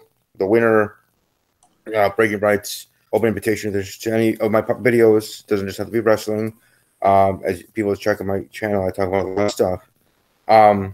And suggestions through a year. If you want me to talk about something serious, something about myself, you want a Q&A, learn about Steve, or whatever you want, you throw a suggestion to me on Twitter or however you can reach me, and that's another prize for the winner. But I just wanted to share that since that was brought up, but people definitely should check that out. I know I'll be checking that out later tonight to join your own show there. But moving right along to Kyron. Follow me on Twitter, SplashBro Kyron, my Instagram, SplashBro_Kyron. My Tumblr and DeviantArt, Kyron Chase. My YouTube account, Kyron Chase. I do videos on wrestling, Sonic the Hedgehog, My Little Pony Friendship Magic. I do reactions from time to time. And Malik will probably bring this up, but check out Malik's channel. Me and him just did a skit a few days ago. And we actually plan on doing another skit at the Super Bowl. All right, Monty. That's if my team wins. If we lose, I might not do it. No. Either way, we're doing it. You're not gonna make me do it. The Patriots win, and they lose the kid back out. Typical Patriots fan. I don't want to play anymore. I want to get out of here. Figures. So you guys should know me, whoever's watching at this point, and well, you guys all follow me and comment on my shit and everything else. At Mounty's Corner on YouTube, at Mounty's Corner on Twitter, at Mounties_Corner on Instagram, Mounties Corner on Facebook. It ain't hard to remember, guys. But if you want some good quality skits, some good editing, all kinds of fun stuff, podcasts, collaborations, the list is endless, baby. And I have it growing and growing and growing. And there's going to be, I don't know if you guys saw the one today or whoever's watching, go watch the one on my channel today. Well, first stage meeting on who goes over in the Rumble. You guys want to check that one out? It's 53 seconds. What else are you going to do? Please go check out my channel. I have 2 more Rumble videos coming this weekend, and we'll see you soon. Rip them, baby. Thanks for having me, Steve, and everybody else. Yeah, man. Malik.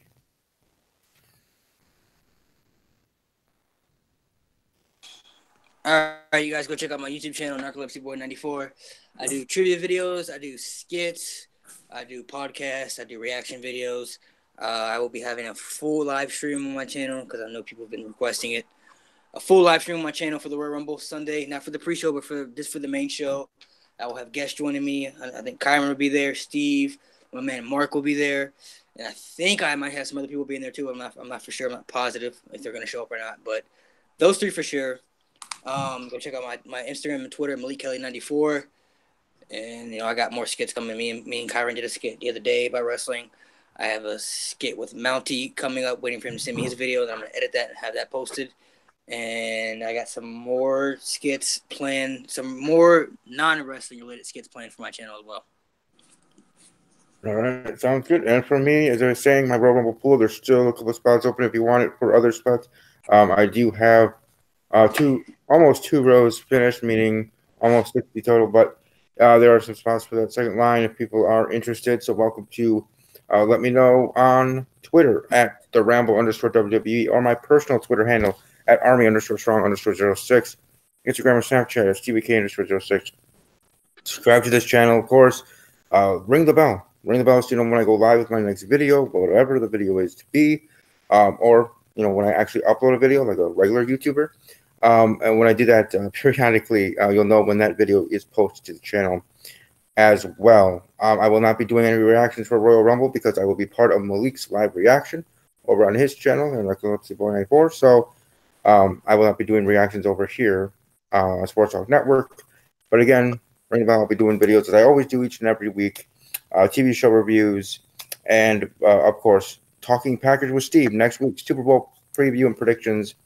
The Patriots versus the Rams. I'm just going to be sitting back enjoying this game. I don't have a horse in the race, so I'll be enjoying the game no matter who wins and however it goes. As long as we have screaming that game. I won't be screaming all day that game. I'm gonna lose my voice as I did last year. There you go. Yeah, you're Patriots. But I thank Conrad and Monty for being here. I also thank Jaden Steele for being here for a short time that he was. Sometime in the future over at Monty's Corner, we'll be having our part 2 with Jaden. However, we can schedule that. And that pretty much does it all. So thanks to everybody that watched live. Thanks to those in the comments during the live. in the live chat during this live stream and give me your prediction, to give me your intake. I greatly appreciate it. Those are watching archive, welcome to leave comments in the comment section below. I will also have Conrad's information, the link to his channel, his two Twitter accounts, and his Instagram there for people to check him out as the guest of honor here for this episode. So if you want to, you can just go into the description and click on all of those, follow him, and go there. Also, the Facebook fan page I'll have there as well. So there'll be a ton of stuff for his podcast and for himself that I will have in the description later on. So again, thanks to everybody that watched. Enjoy the rest of your evening. Enjoy your week as well. And above all else, as always, take care. Peace out.